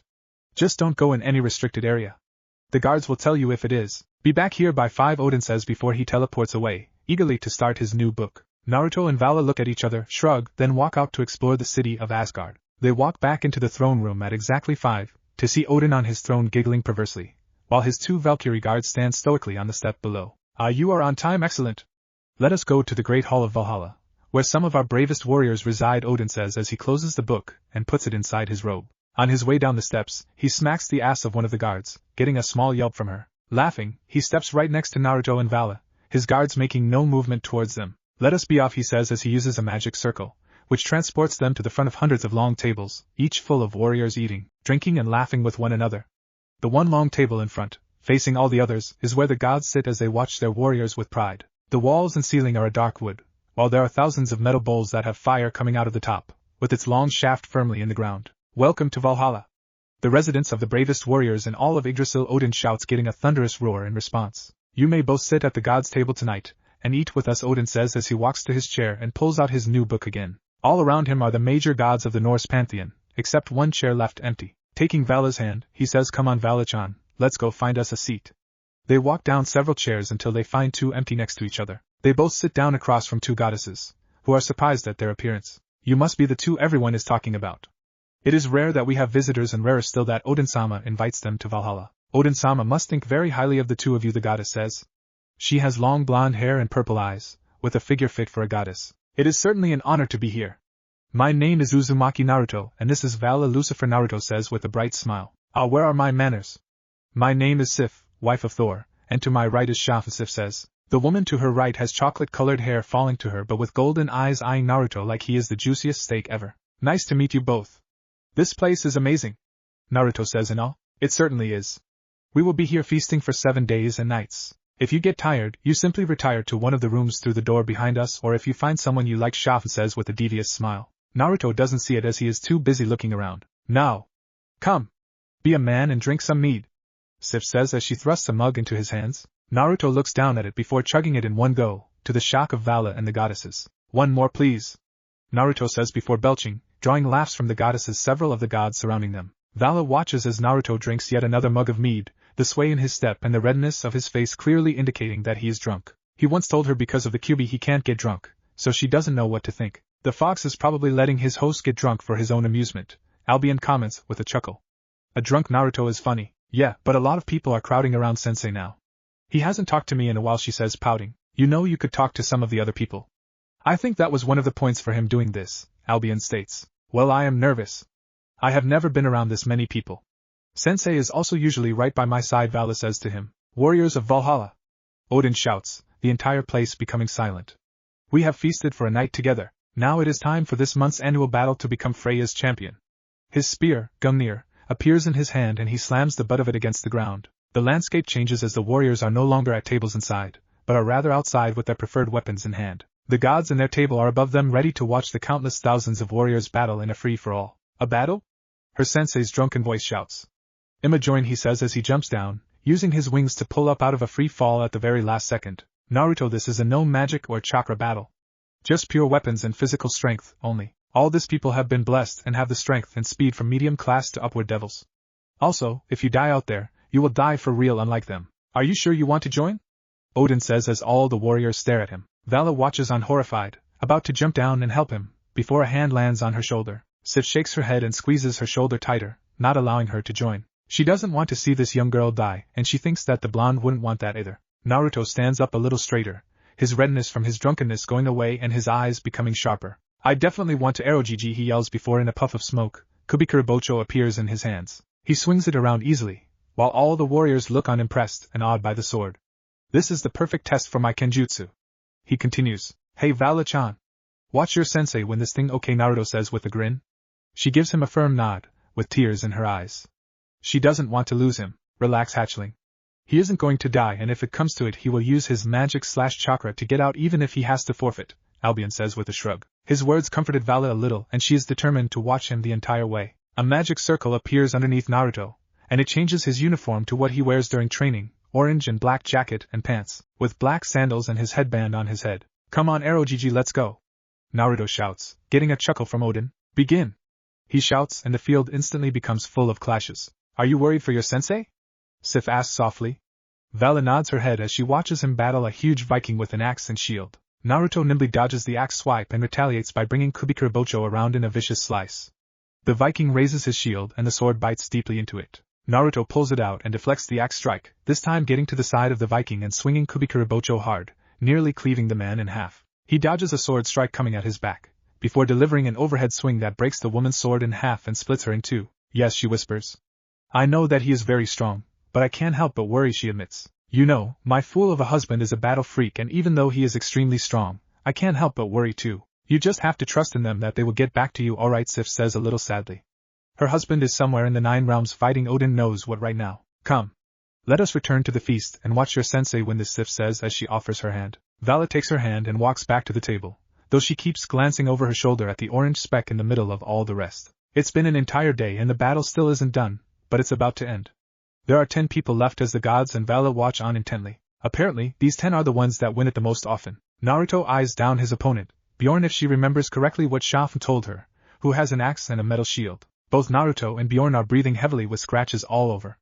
Vala let out cries of shock several times as Naruto took some heavy wounds in the beginning several hours. Fortunately, they healed after only a minute or so, and they didn't slow down Naruto at all. His kenjutsu has progressed nicely with some actual battlefield experience against capable opponents. His shortcomings were exposed and he has been working on correcting them, Albion says to her, impressed by how much Naruto has improved. She watches as he trades blows with Bjorn, each trying to get a feel for the other's style. Naruto swings his sword diagonally, and Bjorn sidesteps and redirects it with his shield before stepping in and swinging his axe. Naruto jumps back and raises Kubikuribocho, which takes the blow to the side, not leaving so much as a scratch on the blade. Naruto lashes out with a foot, which Bjorn blocks with his shield, but he still stumbles back a little. Capitalizing on this, Naruto presses with his attack, with swings from above, to the side, and across, raining blows down on Bjorn's shield until it becomes unusable. Bjorn, in desperation, ducks beneath one of the swings, and goes in for the kill.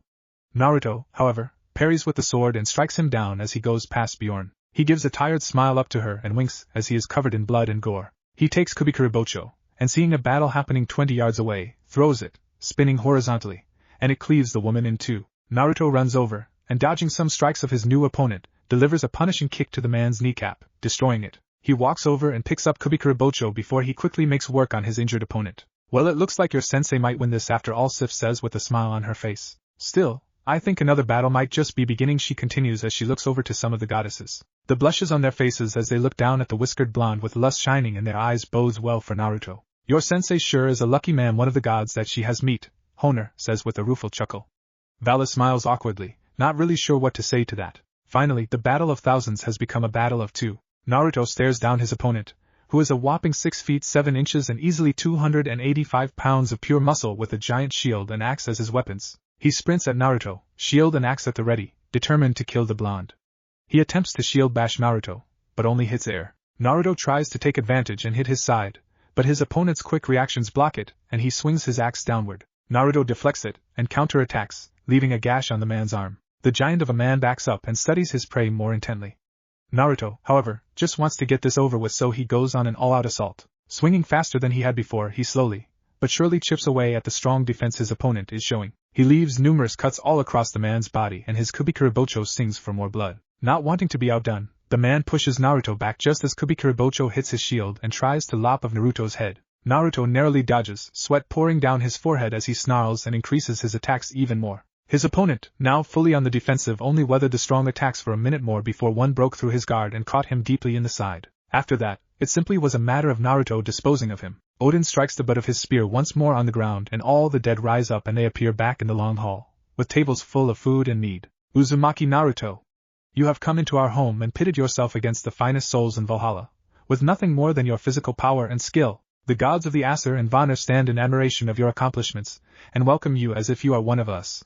You have become Freya's champion this month. Please approach our table, Odin exclaims. Naruto, tired, covered in blood, and his outfit ruined, approaches the table of the gods with a big smile on his face. His eyes widen as he sees the beauty of Freya, as he can safely say that she is the most beautiful woman he has ever seen. Standing at 5 feet 7 inches with long silver hair, purple eyes, in one of the most provocative outfits he has ever seen. A black dress-like thing with a red trim that exposes most of her stomach and breasts. Her body is perfectly proportioned with a chest that is DD cup or slightly larger, and he can tell with every step she takes that it is firm too. If Naruto was any other man, he would have a nosebleed just like almost all the men around him do. But Naruto, the creator of the harem jutsu and student of the legendary super pervert himself, has become inoculated to gaining a nosebleed from looking at a woman. Hell, he considers it impossible for him to gain a nosebleed, period. Vala watches on, herself feeling attracted to Freya. She shakes her head to dispel the thought, but it doesn't seem to be working. It's her aura hatchling. Everyone caught up in it will instantly feel an attraction toward her, regardless of their preferences. It's why most love goddesses, while not super powerful, can definitely be dangerous. It seems she is trying to charm your sensei, Albion tells her. Vala's eyes widen as she realizes that this goddess is trying to seduce her sensei. Vala looks to Sif, who has her own nosebleed of golden ichor, as she watches the on curiously. She looks around as literally every single god, goddess, and warrior has a nosebleed except Naruto. Even she has one. And she is 13. Naruto stops right in front of Freya, where her aura is at its strongest, and still doesn't have a nosebleed. Freya takes a napkin that she materializes in her hand and wipes the blood off Naruto's face. She then pulls Naruto's head down so that it is directly looking into her bosom and gives him a kiss on the forehead. When she lets him back up, her smile gets even wider as she sees that he has still yet to gain a nosebleed. Meanwhile, Naruto is internally freaking out. I will not be like Erosenin and get a nosebleed. I am not a pervert. I can do this. She nearly had me there, but I survived. My blood is staying in my body, thank you very much. He yells in his head as Kurama laughs loudly. If it was possible for him to have a nosebleed, he would have. Kit, bang her. She is a literal goddess of beauty, love, lust and warfare. Can't top that. Isn't this why you practiced at the brothels that your sensei took you to? Kurama seriously says. This has nothing to do with him wanting to see her naked. None at all. Shut up, you stupid fox. She is married. To Odin no less. Naruto yells at him as he looks at the goddess. He gets a cold shiver up his spine as he looks into her eyes and sees lust with a tint of a desire to break him. My, aren't you an interesting one? Freya says softly, her voice somehow curious with a heavy dose of lust. She leans in next to his ear and whispers, maybe you would like to have a good time with me? Naruto sniffles, not letting the blood that almost ran out of his nose show as he looks curiously at her, and then his gaze shifts to Odin, who was standing there watching. Freya, recognizing where his gaze went, whispers, oh, don't worry about that, old man. We may be technically married, but neither of us has been that way with each other for centuries. He takes lovers, I take lovers, and we continue onward. She pulls away, her intent known clear for basically all to see that she wants this warrior in front of her. Thank you for the magnificent battle, Uzumaki Naruto, she states loudly, adding a sensual tone to his name. All the warriors look at him in jealous, and in respect for gaining the attention of the goddess of beauty.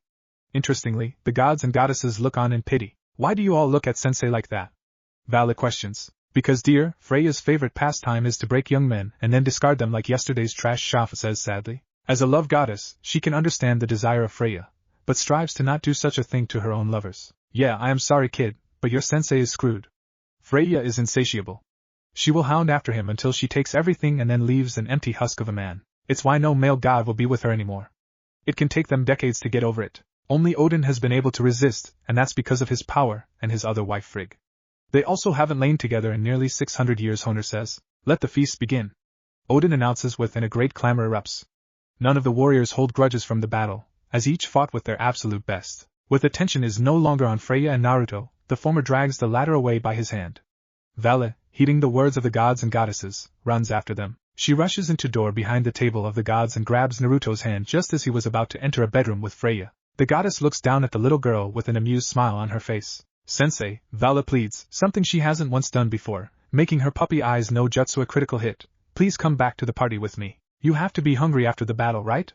Especially since you didn't take your weights off. Freya is slightly surprised that he was wearing weights during that whole performance, but that only makes her want him more. He is truly a man among men. She deserves to have him all to herself. Vala-kun, right? I think Naruto would much rather take a shower and go to bed with me, right, Naruto-kun? I mean, that's how every warrior should be treated after such a long-fought battle, she says with a lustful smile. Naruto is honestly torn right now between the two, and Kurama screaming in his head to fuck the goddess is not helping. On one side, he definitely wants to have sex with Freya. It would rank right up there in his greatest experiences ever, like being treated like a hero after pain and defeating Kaguya. On the other side is his apprentice, begging, which she never does while using the puppy eyes no jutsu that no man can resist. Truly, he is screwed. Well, I need to take a shower regardless. I don't feel clean whatsoever, he states with Freya's grin getting wider. I heard a rumor that they are going to be serving ramen soon, Vala yells, and Naruto stands straight like he has been struck by a lightning bolt. I guess I can take a quick shower and eat. Resting can always come after, he states as he opens the door to the room and runs to the shower. Thank Odin-sama that the bathrooms are modern. Freya looks a little lost as the man she was about to lay with ditched her for ramen of all things. She looks down and sees the little girl with a smile on her face, and she glares at her. He will be mine, she states with confidence. I am not letting you turn him into an empty husk of a man. He is my sensei, and that's the way he will always be, Vala says as she stomps her foot and glares at the goddess. Good luck with that little girl. Your lie will only work once, she states as she walks back towards the feast. Normally, she won't stick around, but with a prize like this she has to. A couple minutes later Naruto walks out, dressed in a suit without a tie, just like he arrived at Asgard in. What? He didn't want to come underdressed. Well, let's go eat some ramen, Naruto says excitedly, rejuvenated from his shower. When he walks back out to the table of the gods, many of them are looking at him in shock. He just assumes it's because he was so awesome in the fight. Hey Sif and Shaf. Thanks for watching after Vala while I was battling, Naruto says with a grin. Both are looking at him with curious gazes. Naruto-kun, we weren't expecting you back for a while. What changed? Shafu questions. Many gods and goddesses listen in, curious as to why he didn't sleep with Freya right then. Well, I heard there was going to be ramen, he says with a bright smile. So, where is it? When will it be ready? He questions, getting a gleam on insanity and hunger in his eye. Everyone that heard him is dumbfounded that he turned down Freya for ramen. It might be her first rejection ever. This is definitely going down in Nordic history. Freya, meanwhile, is drinking a glass of wine, appearing calm, though you can tell by the indentations of her golden chalice that she is angry. If ramen is coming, it won't be here for a while, Naruto Sif informs him. Naruto pouts at that as he is going to have to wait for his ramen. Honor comes up to him and gives him a mug of mead. Come, my friend, let us rejoice as you retell tales of your battle right now for all of us to hear, he says, pulling him away. Several of the goddesses watch him with lust, none more so than Freya. I just have to keep Freya away from him. I can do it, Vala repeats in her head. The lack of sleep is going to catch up with her sooner or later, however, and that is when Freya is going to strike. Hatchling, it's simple. You merely have to have him get with another before Freya gets to him. Albion informs her and Vala nods her head in agreement. It's genius. She looks directly to her left to where Shafn is standing, and she sees the lust in her eyes as well. Walking up to her, Vala says, Hey Shafn, why don't you go talk to him? Me? She questions with a blush on her face. I don't think that is a very good idea. I could draw Freya's ire. She may be the goddess of lust, beauty, love, and warfare, but she is also one of the most powerful gods in all of Norse mythology. Vala turns back to Naruto, who went down with Honor to the tables of the warriors and is drinking, singing, and recounting with the rest of them. It seems he is very popular with the warriors as they now respect him for fighting against them and winning. In fact, several of the beautiful girl warriors are seemingly snuggling up to Naruto. She glances over at Freya, who still looks confident as she stares down her prey. And so, my watch begins, Vala thinks with a sigh. It's been hours, how many Vala doesn't know, of her just watching her sensei. She has conversed with Sif and Shafn, both of whom she really likes, but she hasn't once dropped her guard. She can feel her eyes drooping though, so she needs something to happen fast or she will have to take matters into her own hands. Her sensei is in the middle of recounting a story about the war he fought in, the warriors enthralled. Two women, each extremely beautiful by mortal and supernatural standards, are clinging to his sides. She can tell that he is drunk, as are the rest of them, with his speech not being completely coherent. It seems the fox is planning something as well. A couple minutes later, the two girls whisper something in Naruto's ear, who eagerly nods and they all stand up together. Many of the warriors around him start shouting out encouragement and praise, causing him to blush and grin while the girl warriors giggle. They each hold on to an arm as they drag him toward the doors of the bedrooms. Vala breathes a sigh of relief as it seems her sensei is in the clear from Freya. I am going to go get some rest now, she tells the two goddesses, each nodding their head. In her tiredness, she completely misses Freya's grin of victory. Freya watches as her prey goes back with two beautiful women. Any man would agree that they would be lucky to lay with one of them, let alone two. Yet if they are compared to her, they look like trash that no one would touch with a 10-foot pole. They did, however, get that annoying little thorn out of her side, and so they should be commended for that. Said thorn just went to sleep, thinking that her beloved sensei is safe from her. Freya rolls her eyes at such a naive way of thinking. Naruto going back with two women means nothing to her. She will simply go back, kick them out of the room, and lay with him. She can't help it if he falls utterly in love with her afterwards and completely forgets about his student. It matters not to her. He is a simple plaything to pass the time. All men are. She gets up from the table and walks back to the bedrooms, with several of her fellow gods eyeing her. She cares not for what they think. She is more powerful than almost all of them, and has laid with most of them too. Many in the distant past. None were memorable. She opens the door to the room where she senses the three of them, with both girls already completely naked making out with him as he fondles them. She can't blame them. She lusts after him too after all. They all pause as they see her walk in with a smile on her face. You two get out, she says with authority. The two girls think about their options for a second, before extracting themselves from Naruto, grabbing their clothes, and running out of the room. Freya shuts the door and adds a powerful barrier to it, in order to make sure they are not interrupted and that he can't leave before she has had her fill. Freya gains a gleam in her eye as she stares down Naruto, her eyes roaming his perfectly muscled body. She licks her lips as she flares her powers a bit, and her clothes disappear in a snap of her fingers. The drunk Naruto smiles perversely at the goddess, though no blood leaves his nose, as his eyes roam her body. Freya walks over to him with a sway in her hips, and lies down directly on top of him. I hope you are ready now, are you, Takun, she says seductively as she traces a finger over his chest. Naruto responds by planting his lips to her as they begin hours of debauchery together. Inside Naruto, Kurama chuckles as it all went according to his plan. Vala wakes up slowly. The warm embrace of the first sheets of slain animals try to drag her back to blissful land of dreams. She had a wonderful dream, where she finally beat her sensei in taijutsu and he gave her a proud smile. She drags herself out of bed, her clothes ruffled from being slept in. She walks into the bathroom and takes a long shower to wake herself up. Using her magic to dry and clothe herself, she steps out of the room looking like she did when they entered through the gates of Valhalla. That feels like forever ago. I just want to go back to the forest and train with sensei, she admits to herself. She honestly doesn't care for all this partying and socializing. She likes seeing new places, but Freya is ruining this trip for her. She doesn't want to worry about her sensei leaving her. She doesn't want to feel the pain of loneliness again. Even at home with her mother, who tried to help her but never stood up to her father, she felt alone. She opens the door back to the feast, seeing it going on in full swing. If anything, it has gotten even rowdier. She sees Odin grope a Valkyrie, something that doesn't surprise her at all. What's more, his wife Frigg is sitting next to him and doesn't look disturbed at all. She looks around for Naruto, but doesn't spot him. She frowns as it has definitely been a while. Maybe he is sleeping as well? It would make sense. If she fought that battle, she would have wanted to sleep for a week. She spots Sif, Shaf, and Honor, all looking at her with some sympathy and pity. Confused, she walks up to them, seeing Honor chug his entire glass of mead and sigh afterward. She starts to worry as something must be wrong. I am sorry, child. None of us wish to get on her bad side, Honor says with sorrow lacing his voice. She furrows her brow confused for a moment, before her eyes widen in panic, and she looks around for Freya. Her pupils frantically scan everywhere, but the goddess of beauty is nowhere to be seen. But sensei went back with 2 warriors. I saw them, she says desperately, denying the truth in front of her. Shafn bends down and hugs the child. Sweetie, Freya doesn't care about that. After you went to bed, she simply went back there and kicked them out. They have been back there together for 16 hours, Shafn says softly. Tears well up in Vala's eyes. Sensei will be alright, Vala says with resolutely. She has to believe he will be. She needs him to continue being her sensei. She doesn't want to be alone again. Maybe, child. Who knows? Shafn says comfortingly as she runs her fingers through Vala's hair, but it doesn't sound like she truly believes her words. They bring her over to a table and try to cheer her up, to no avail. She is grateful, but she doesn't want to hear anything they have to say. All she wants is to go home with her sensei. Home? I guess I really do consider it my home, Vala thinks sadly as she sips on some water. Even Albion doesn't give her any encouraging words. Vala looks out at all the warriors at the feast and her eyebrows raise and her mouth opens slightly in shock as she sees several people having sex on the middle of the tables, to the loud cheers of the others. Our warriors have always been very open with their desires and way of thinking.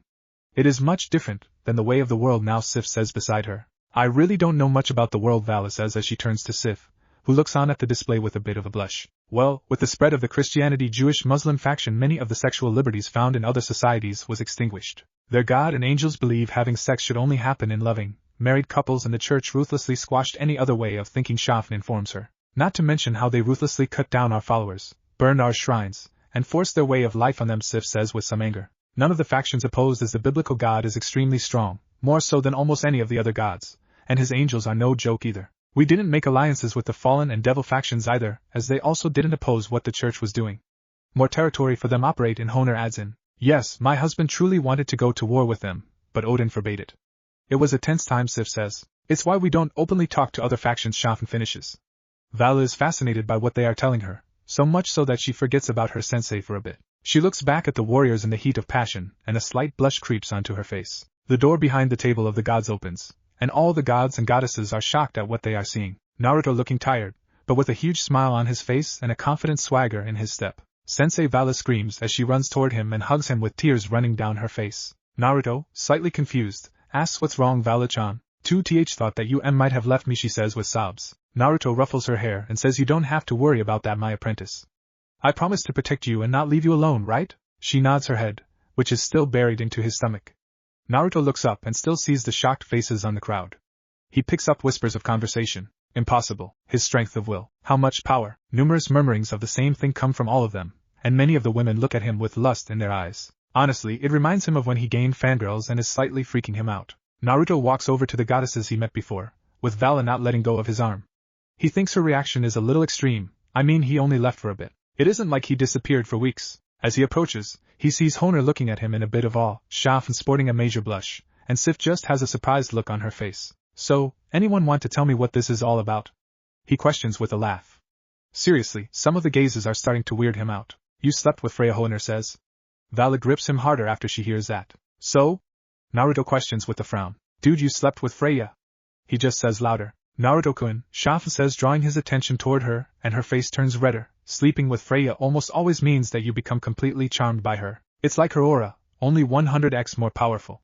You basically become her slave/plaything that cares for nothing else until she tires of you, and it takes decades for you to get over it.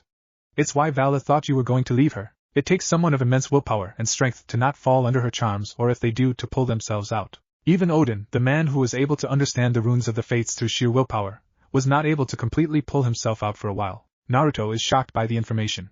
Thinking back on it, he definitely lost himself to lust for a bit, but that's just normal during sex with someone that beautiful, right? Who wouldn't want to ravish her? You also outlasted her, Honer says in all air. Yeah, Naruto says, embarrassed about talking about the sex he just had. That has never happened, Sif informs him. Naruto grins a bit when hearing that. One thing he can truly take pride in is that no one has the stamina to match him. Shadow clone jutsu for the win. To us gods, this is probably the most memorable thing that has happened in the past century, Shafu says as she brushes her body up against Naruto. Not a single man in the 9 realms has accomplished that, and believe me, nearly all have tried. Naruto blanches a bit as that is a lot of men. Yes, he tries not to judge people, but it's hard not to when you hear something like that. Still, he can take pride in his accomplishment. Sensei, let's go home, Vala says as she pulls her hand and him away from Shafu, much to his displeasure. He does like a beautiful girl rubbing up against him, just like any man. He is definitely not a pervert. But Vala-chan, don't you want to see more of the Asgard and the other realms? He questions. Vala deadpans. Honestly, Sensei, no. I want to train in the forest, just the two of us like it has been. Well, Naruto trails off. Please, Sensei, Vala says using her puppy eye no jutsu again, instantly destroying his resistance. Alright. Let's go at least say goodbye to Erogigi before we leave, Naruto says with a nod, getting a smile from Vala. You will eventually come back to see us, right, Naruto-kun? Shafu asks with a pout. Of course I will. Naruto promises instantly. He really does want to come back and visit all the realms and maybe get in another battle. He really learned a lot. See you later, he says with a small wave as Vala is already dragging him toward Odin so that they can get back home. She doesn't want her sensei to be anywhere near Freya anymore. The gods laugh as they see him dragged away. Yo, Erogigi. Naruto calls out, getting Odin's attention, and the Valkyrie he is harassing takes that moment to run away. Ah, Naruto, my boy, I am honestly surprised to see you here. Thought you were a goner, Odin says with a hearty chuckle.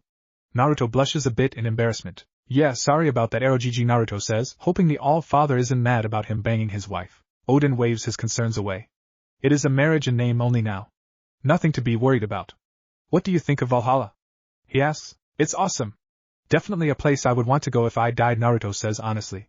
He could honestly say this would be some shinobi's dream afterlife, like Zabuza. I am glad you think so. What do you think, little Lucifer? It's exhausting, Vala honestly says. Ha ha ha ha ha, for a young lady like you with her sensei here I bet it would be, Odin chuckles. Anyway, Erogigi, thanks for letting us see this place, but Vala-chan wants to go home now. I promise to come back and visit. Naruto promises and Odin just nods his head. Yes, I can imagine why she wants to leave. And if you do, make sure to bring the next copy of Ika, Odin says with a perverted grin. Naruto rolls his eyes as his magic circle activates underneath the two, transporting them away. Naruto and Vala appear in the middle of their house and Vala gives him a tight hug. Naruto, chuckling, returns it and says, tomorrow we are beginning your training once again. Vala looks up at her sensei, a bright smile on her face. Hi! A couple hours later, just before it is time for the baths, Freya walks back to the table of the gods. All of them look at her with confusion, shock, and intrigue as they want to know what happened behind closed doors with Uzumaki Naruto. Dressed in her attire from before, though her hair is tumbled and out of place as if she hasn't bothered to fix herself up after having sex, she marches right up to Odin with determination plastered on her face and a gleam in her eye. She flares her power, getting everyone to instantly become quiet, and she turns to face Odin, who has a small look of confusion on his face. Odin, I want a divorce. Vala grins as she delivers a left hook that hits her sensei in the side. She continues to grin as she gets a hard knee in the stomach, sending her flying back and tumbling on the ground. Ha ha ha, I finally did it, Sensei, Vala pants, still grinning as she coughs up a little blood. I finally hit you. Ha ha ha, good job, Vala-chan.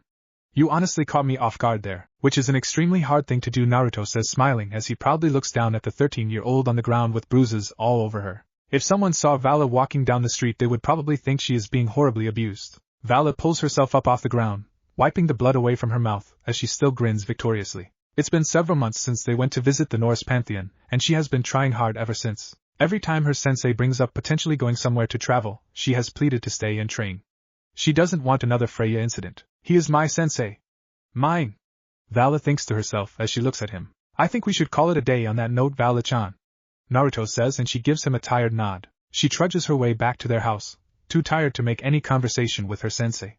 She glances over at him and doesn't find a hint of the tiredness she feels. He isn't the one getting beaten to a pulp every single day. You should take a rest from training, Albion informs her, slightly worried about his charge. She hasn't taken a day off at all, each day working herself to the bone. Naruto hasn't said anything about her work ethic either. In fact, he seems to think that it is normal and encourages it. Hell no! It might be torture, but sensei is making me stronger, Vala says to Albion.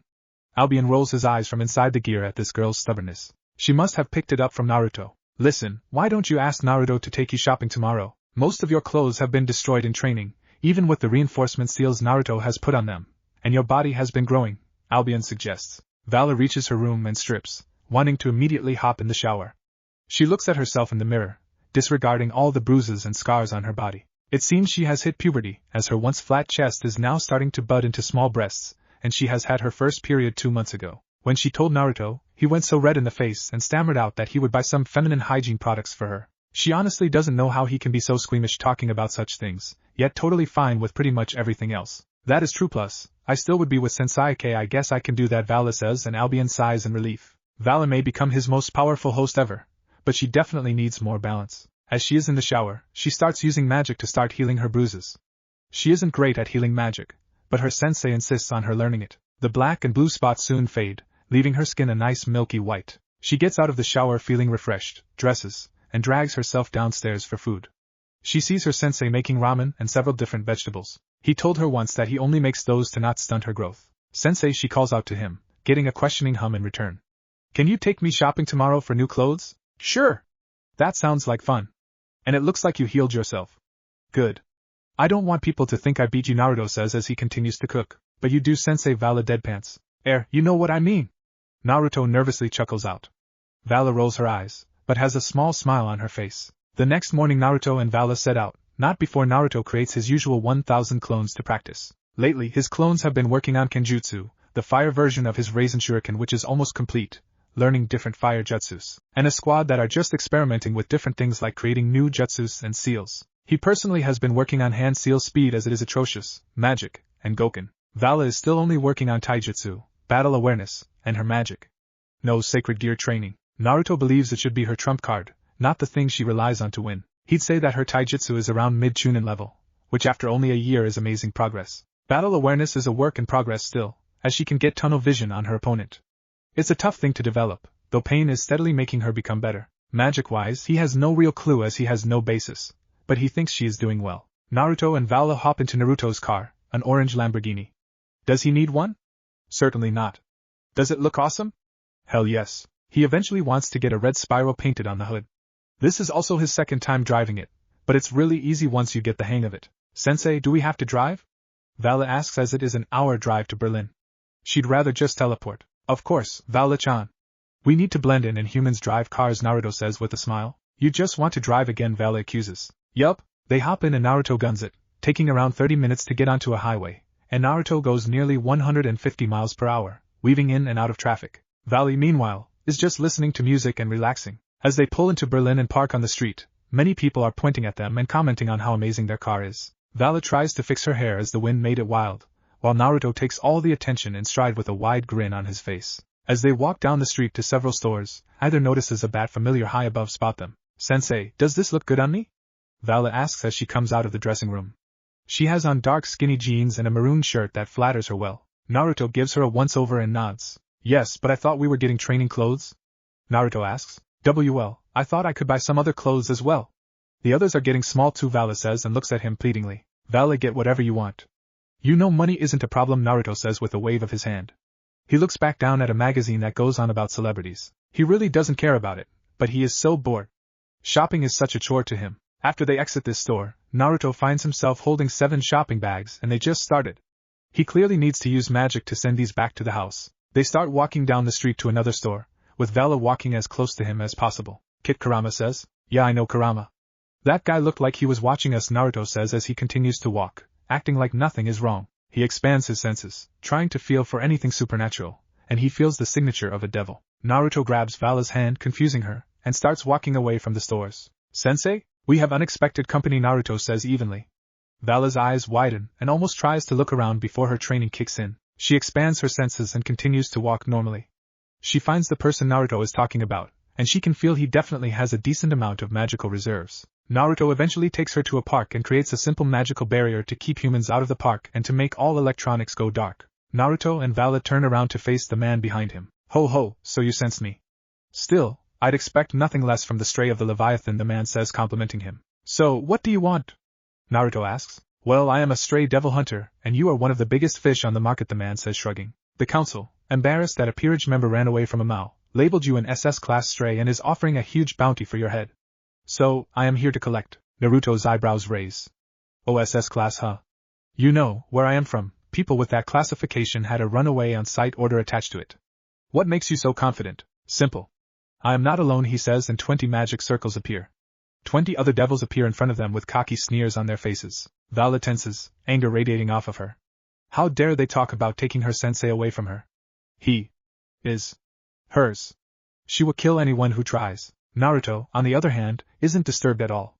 He himself has higher magical reserves than each individual here. He glances over at Vala and is a little surprised to feel the sheer anger and ki directed at the devils in front of them. He places a hand on her shoulder and gives her a soft smile. Don't worry. Even you have higher magical reserves than most of them. There is no way these small fry can beat me, Naruto states calmly. Vala calms down a little and nods her head stiffly, though her hands are still balled up. So, you want to dance? Naruto asks with an eyebrow raised. Internally, he is freaking out as he always wanted to say that. Say what you will about Madara, but some of his phrases are pretty badass. What? The devil bounty hunters ask, sweat dropping. Ignoring them, he takes off his weights on his arms and legs and holds them up. Vala does the same. Last chance to leave before you all die, Naruto says ominously.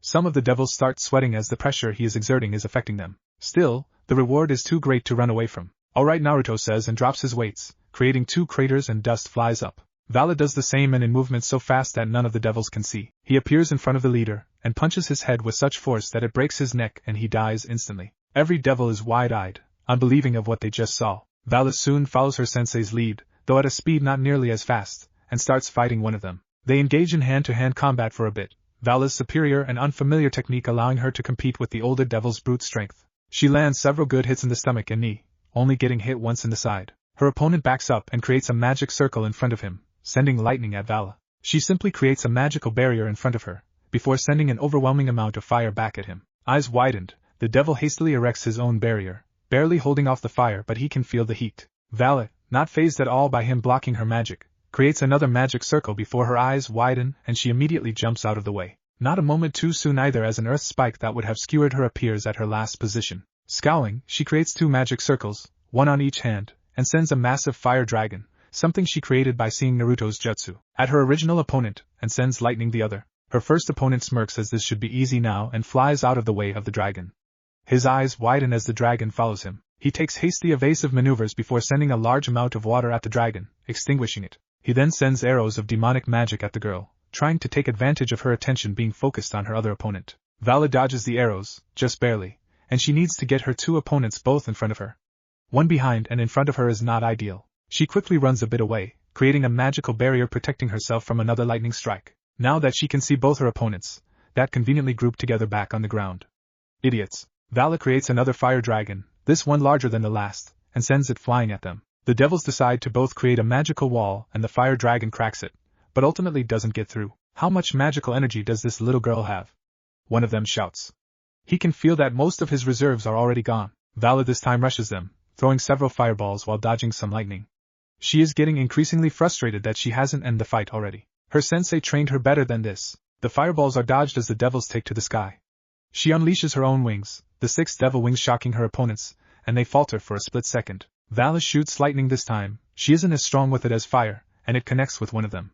He cries out in pain and Vala goes for the kill. She creates a ginormous fireball and blasts it at him, before instantly attacking the other devil, not allowing him a chance to defend his friend. She hears a scream of pain behind her, knowing that it hit, and she now only has one opponent. She charges in and they engage in a taijutsu battle in midair. She manages to get under his guard and kick him in the balls. As he cries out in pain, she backs up and creates 2 more fire dragons and sends it at him, manipulating them both. The devil tries to fly away from it, but she traps him and he is burnt to ashes. She looks around for her next opponent, only to see her sensei standing there with his arms crossed and the other 18 devils dead. He is giving her a strange look, one full of proudness and sorrow. She is confused about the latter, as all she did was kill the, "Oh, those were my first kills," Vala thinks to herself as she lands. Surprisingly, she doesn't really care at all. They tried to take away her sensei. Death is what they deserved. She has also seen people killed in front of her many times back when she was still with her father and grandfather. Bastards. Good job, hatchling. You did me and your sensei proud, Albion says. She didn't even need his power to kill 2 more experienced high-class level devils. Naruto appears right in front of her and gives her a hug. She happily accepts and tightens her arms around him. Do you feel alright? Naruto asks quietly as they hug each other. She hums happily as she tries to further bury herself into him. I am sorry you had to do that, Naruto says softly. She looks up at his cerulean blue eyes and shakes her head. It's okay, sensei. Those guys were trying to take you away from me. You are mine. They deserve to die, she says with a smile. Naruto's eyebrows raise up when he hears that. She worded that very peculiarly. Ha ha ha ha ha, oh kid, at least you didn't raise an Uchiha. Kurama laughs in his mind. What do you mean, Kurama? Naruto questions as he pulls Vala back into the embrace. He creates 2 clones to collect anything of note, dispose of the bodies, and clean up the area. Remember? She can take on draconic traits. And what are dragons famous for besides pride? Greed, kid. She is looking at you like an Akimichi looks at food. Kurama snickers. Naruto's sweat drops, but in all honesty, he doesn't mind. Way better than an Uchiha. Way better. Well, come on, Vala-chan. Let's put our weights back on and finish our shopping, Naruto says. Vala nods and releases him. Naruto looks down at himself, and grimaces at the blood stains. He was pretty messy going through those devils. He just wanted to make sure he could help Vala if she needed it. That's a sensei's duty after all. He uses magic to change his outfit to the same exact one, just not bloody. This is honestly one of the most convenient things about magic in his mind. That and he can now teleport. His progress with Hiraishin is non-existent. His clones dispel and the park looks better, though several patches are still burnt from Vala's fire magic. Ah well, he did his best. He walks over and reattaches his weights, but frowns. Sure, it's badass to drop the weights and look cool, but it is inefficient in battle. I think there is a seal I can adapt to paint on our bodies, Naruto muses. That's a thing for later though. Today is for finishing their shopping. Come on, Vala-chan, Naruto says as he holds out his hand. She happily accepts it and smiles. He is her sensei. And he isn't going anywhere. In the underworld, the 4 Mao are in an emergency meeting to discuss the stray devil Uzumaki Naruto. Each is seated around a circular table, with Fabrium asleep, Ajuka tinkering with some sort of device, Seraphol inspecting her wand, and Surzex looking at a picture of his cute little Rias. Cough. Surzex-sama, may I suggest that you start the meeting now? Graphia, dressed in her maid uniform, says politely from behind him. Ah yes. Thank you, Graphia, Surzex says as he puts away the photo. We are here to discuss Uzumaki Naruto. He was spotted in Berlin, Germany with a young girl around 13 with silver hair. It was reported that he was acting like her caretaker. However, we have no idea who the girl is. Regardless, Fran Verzes, a high-class devil that is a stray bounty hunter, spotted him and confronted him with 20 others of high-class level power as backup. It is believed that they all perished in a fight against Naruto in a park in Berlin. There was evidence of fire magic used there, he explains to his other Maos. It sounds like he is at least mid-ultimate class and strength, Ajuka comments, as he puts down his device. Indeed. In fact, he continued to shop with the girl after the fight, Surzex says. Mao bad Narutan. Abandoning me after I turned him into my very first peerage member. I wasn't going to treat him like a slave. It's caused me so many problems, Seraphol says with a pout. She was really sad when Naruto ran out on her. Many people scoff behind her back now about how she can't control a single peerage member. She can't even look for him with her Mao duties. Privately, many devils admit to themselves that they would probably go stray too if they had Seraphol as their master. Still, she is a Mao and it looks terrible if someone goes stray from one of their peerages, so they put a huge bounty on his head. This way it reinforces the perception that it is not acceptable to turn stray. Regardless, what should we do about this? Surzex asks. Seraphol, what is your estimation of his strength? Ajuka asks. I don't really know, as he was very injured when I found him. All I know is that he had chakra when I reincarnated him, but I didn't see any traits of yokai, except he had 3 whisker marks on each cheek. They were so cute. Seraphol squeals. So Yujutsu and possibly Senjutsu in addition to any devil magic he has been able to learn. Ajuka speaks his mind aloud. Troublesome. Just put out a warning that only ultimate class devils should attack him if they value their lives, Fabrium says as he yawns. Alright, that is acceptable. They should have realized he is dangerous with the rating we gave him anyway. Should we look into the young girl as well? Surzex asks. Surzex, we have more important things to do than look for records of a little girl that he picked up who knows where in the past year, Ajuka says as he rolls his eyes. I guess you are right, Surzex says with a sigh. So Seraphol, any word on what is happening in the Norse faction? Well, from what I have heard is that the Vanir and Aser gods are about to go to war again. There are rumors that is all over Freya wanting a divorce, Seraphol informs them. Is there a reason Freya wants a divorce?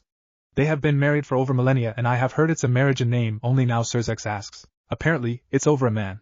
However, none of the people I talked to know the name as the gods didn't want to give it out and risk Freya's wrath. Hell, apparently, Odin likes the guy too. Seraphol says exasperated. None of her charms worked. Anyhow, Odin has gone on another one of his journeys to figure out what to do.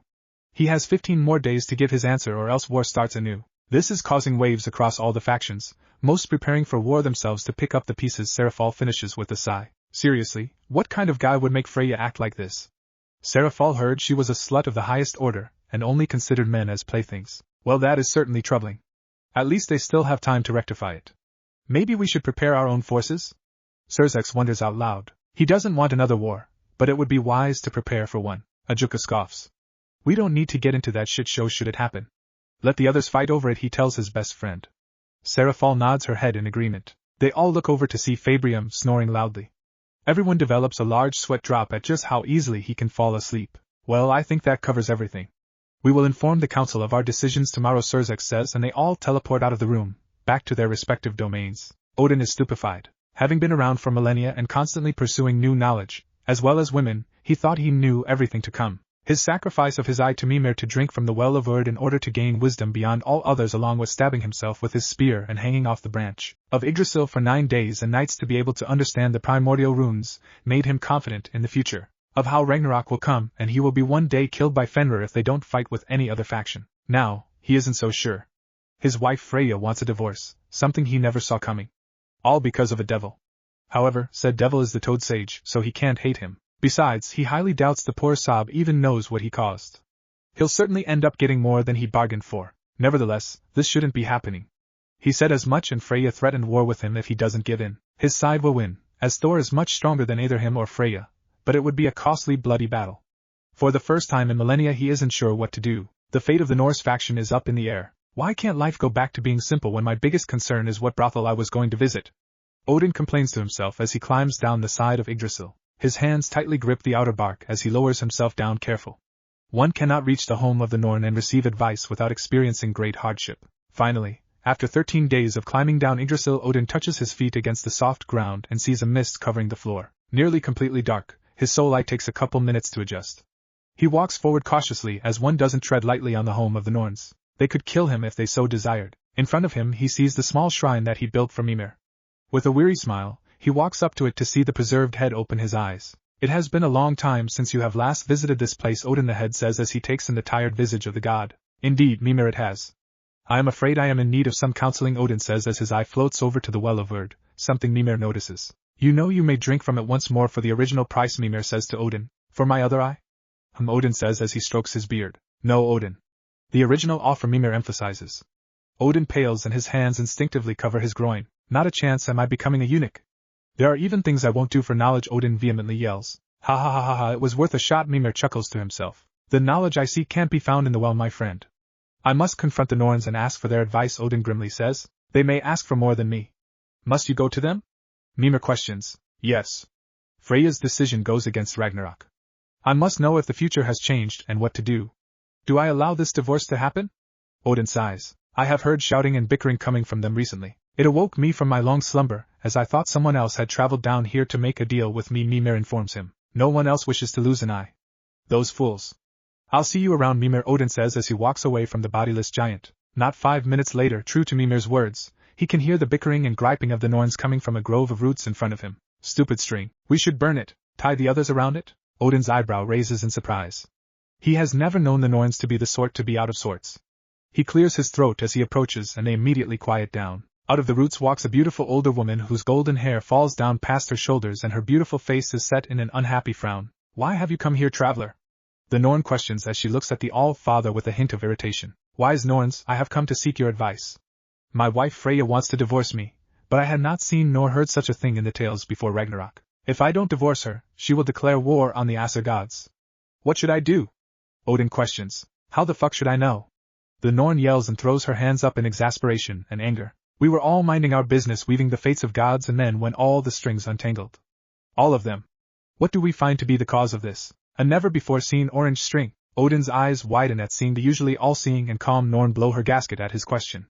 Said Norn walks back into the root grove muttering to herself. He makes his way cautiously after her in case she lashes out against him. He walks into the opening and sees 2 other identical women to the first standing around a loom and spinner with an innumerable amount of strings on the floor. Runes carved into the roots of Yggdrasil have been summarily crossed out, rewritten, and crossed out again. On the loom is a single orange string that they are glaring at it with such a frightful aura that Odin is intimidated. Welcome, Odin.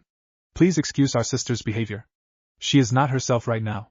None of us are thanks to this string, one of the other Norns says, turning to him with a smile. I understand that you are completely busy with this problem, but I come to ask a question. Is the future of Ragnarok still true? Odin asks in a serious tone. What you see on the floor is all that is left of Ragnarok, the third Norn mutters in disgust.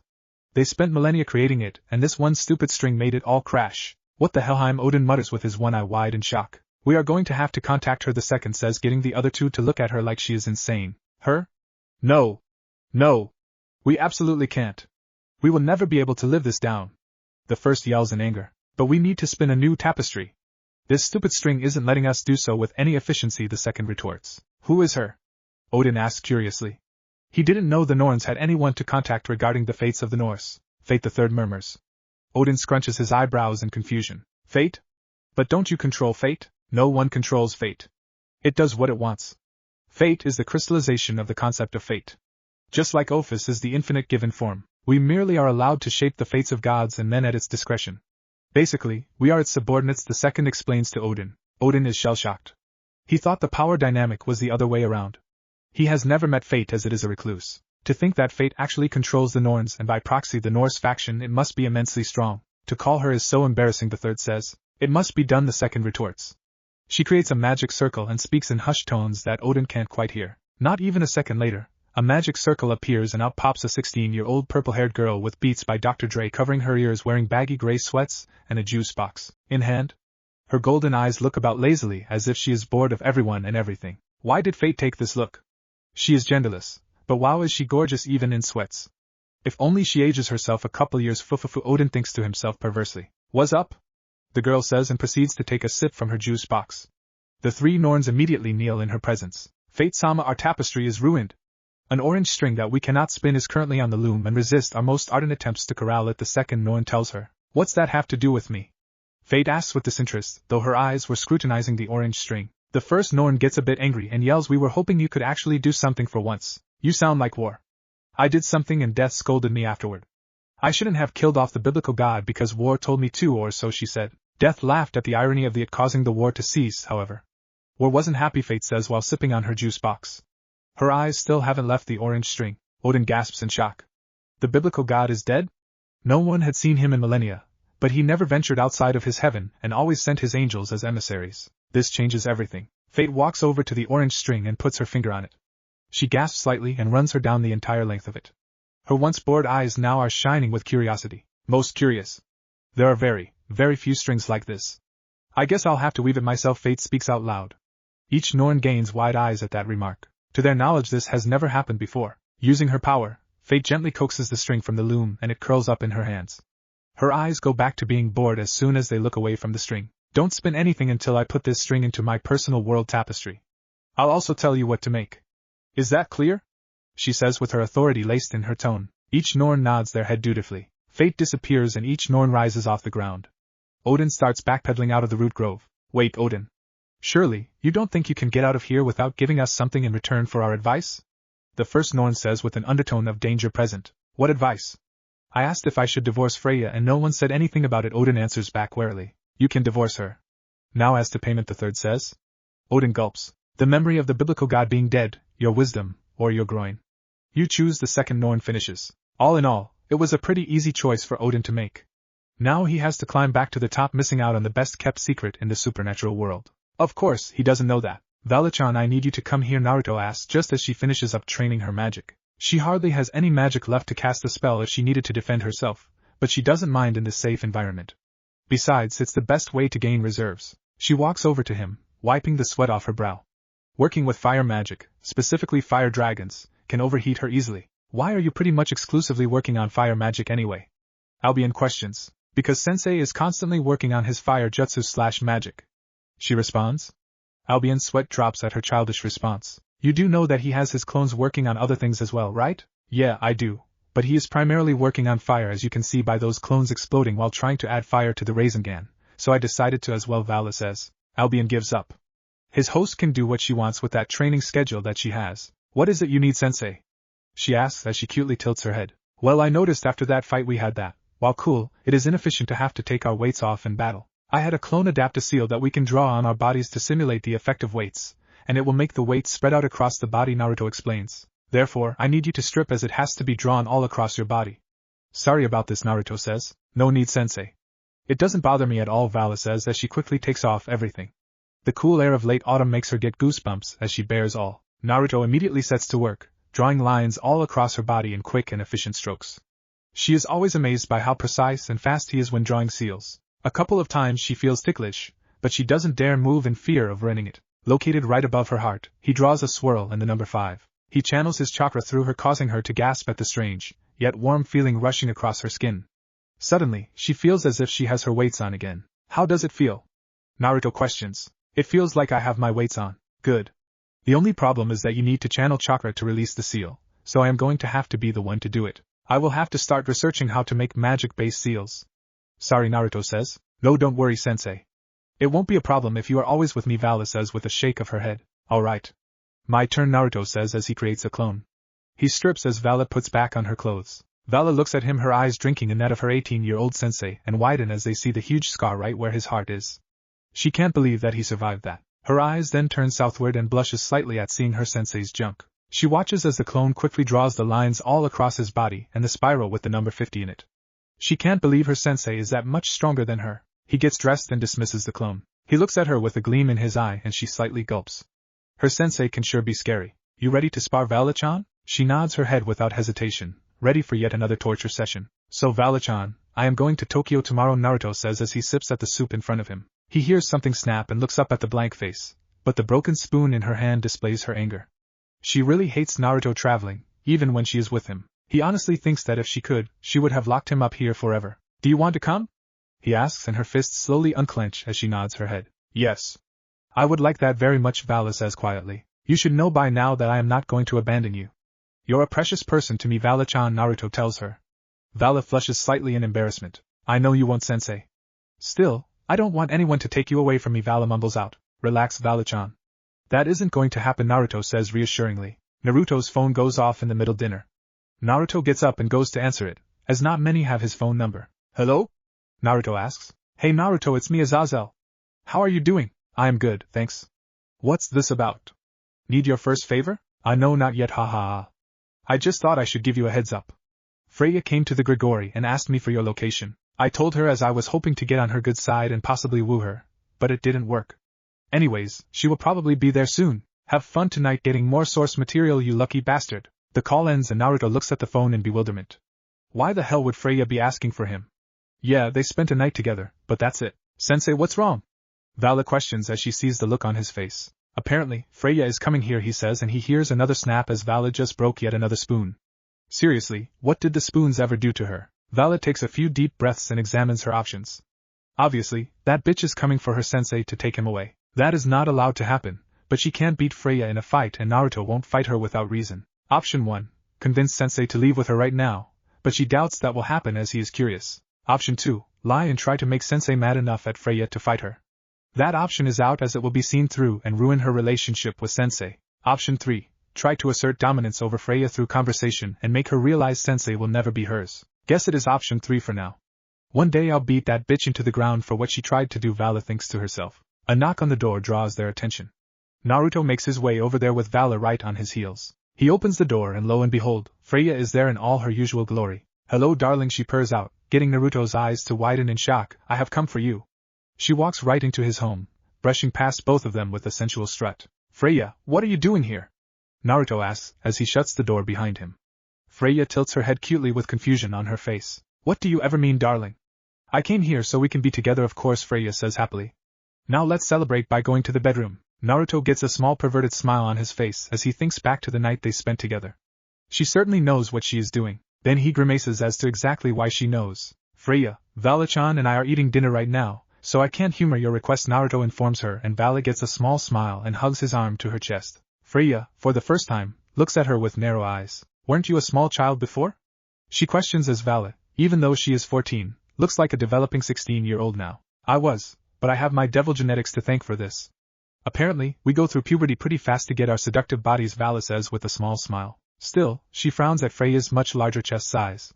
She only has double B cups now. Ah well, that doesn't change the fact that you are an innocent and inexperienced child, Freya says with a slight chuckle. I'd rather be that than to have experienced all the men in the 9 realms, Vala says with a smirk, as she holds on to Sensei tighter. Naruto looks at Vala in shock, his eyes tracing over to Freya, who looks like she wants to annihilate Vala from the planet. Oh, Sensei. They both look over to the man who karate chopped them in the head with tears in their eyes. I don't want a fight breaking out in the house. Freya, you are welcome to stay for dinner with us, but after that you should probably leave, Naruto informs her as walks past her back toward the kitchen. Vala gives her a victory sign before heading after him. Freya takes a couple of deep, calming breathes to control her temper and doesn't act on the urge to kill the child. Her darling would definitely not like her then. She follows them calmly into the kitchen, where she sees Darling set out another plate for her. Thank you, darling, she says as she sits down gracefully. She gets a tiny smirk as she sees Naruto's eye glance over her body. Why do you call me darling?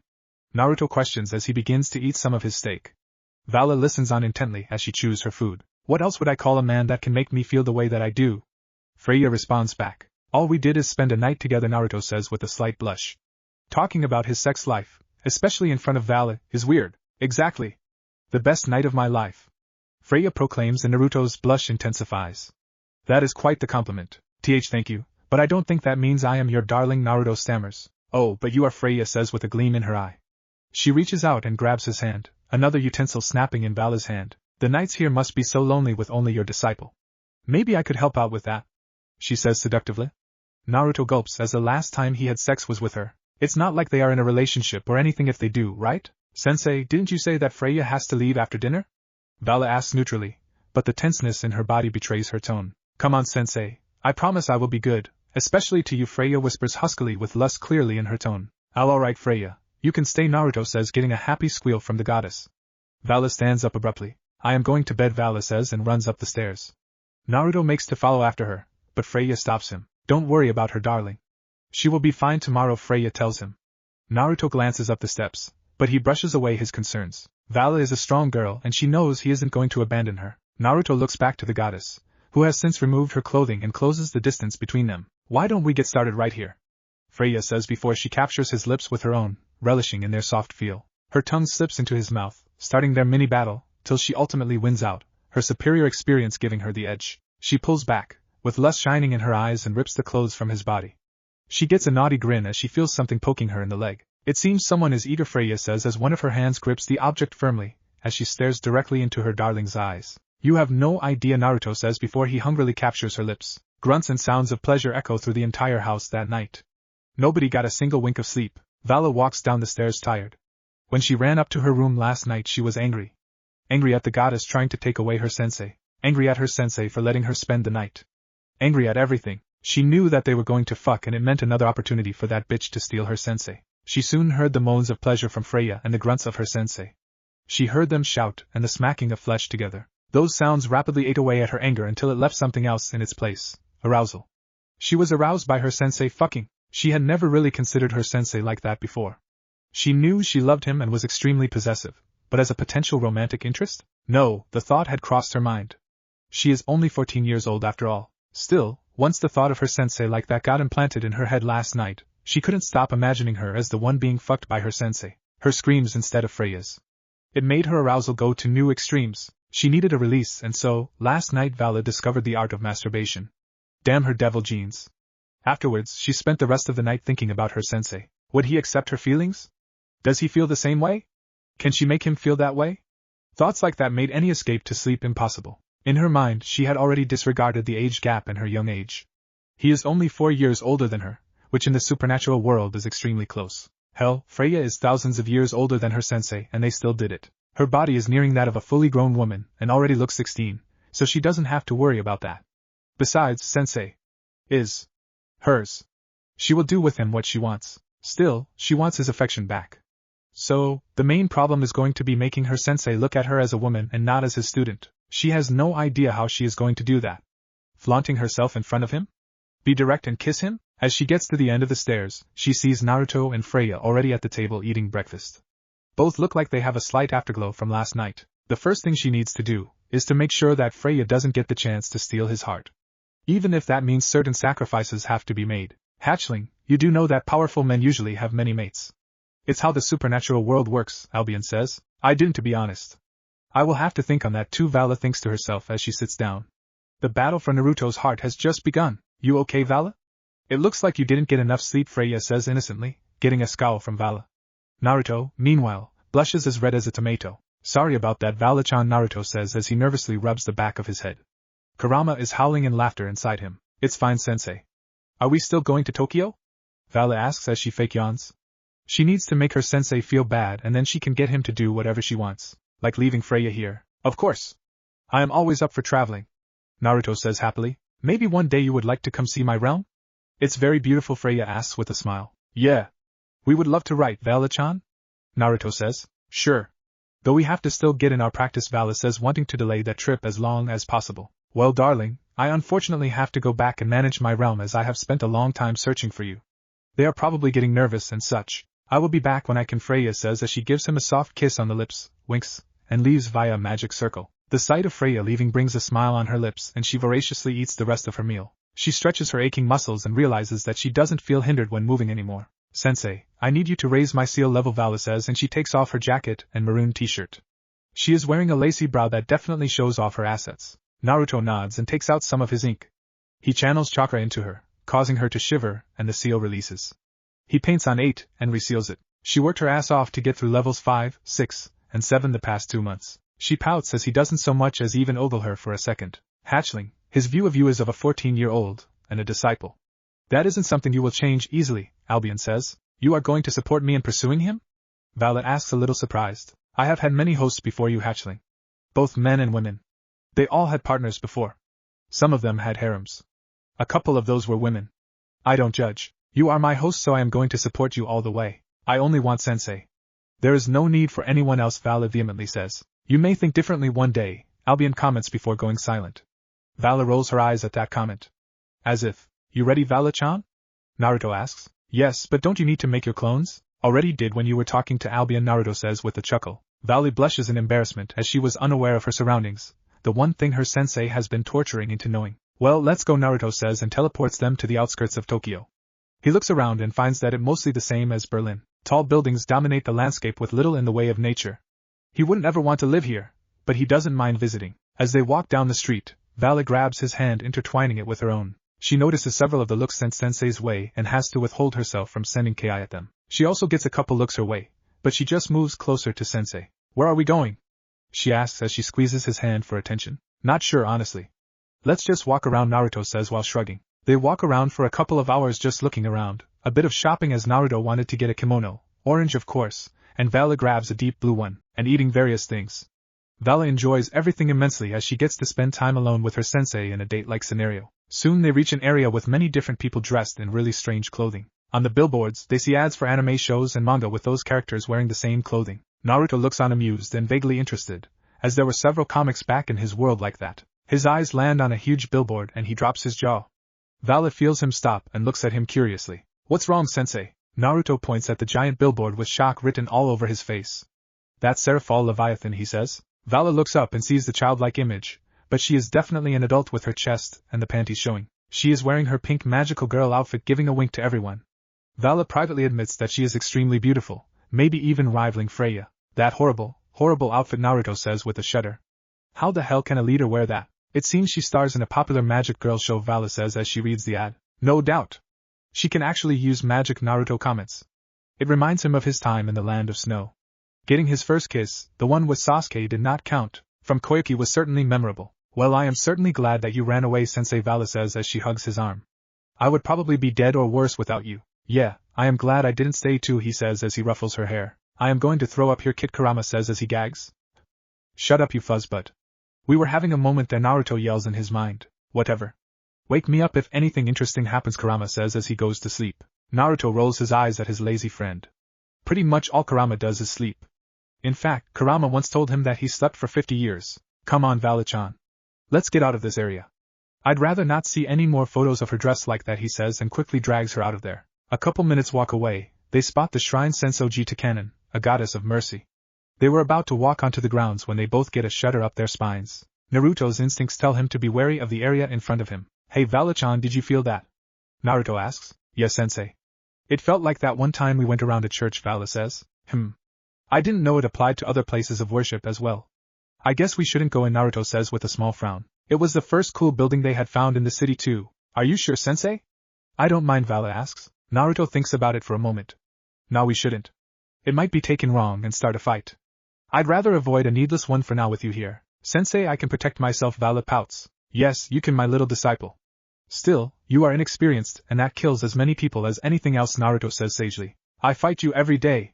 How does that not count as experience? She asks. 1. We only fight using taijutsu.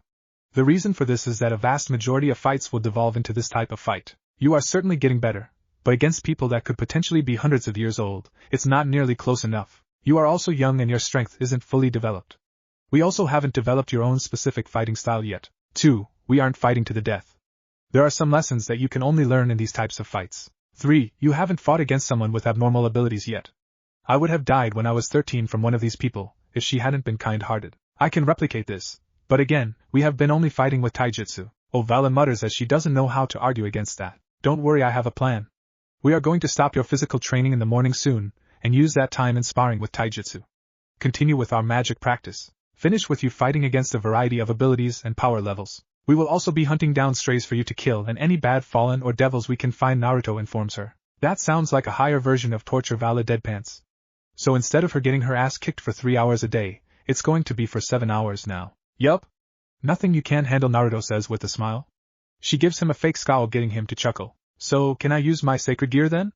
Vala asks hopefully. Nope. Ugh. What if Naruto was reincarnation of Odin in high school DxD? And thanks for watching my video till the end. If you enjoy this content, then do consider subscribing to my channel, and leave a like if you guys need the next part, comment down, and thanks for watching the video, and see you guys in the next video.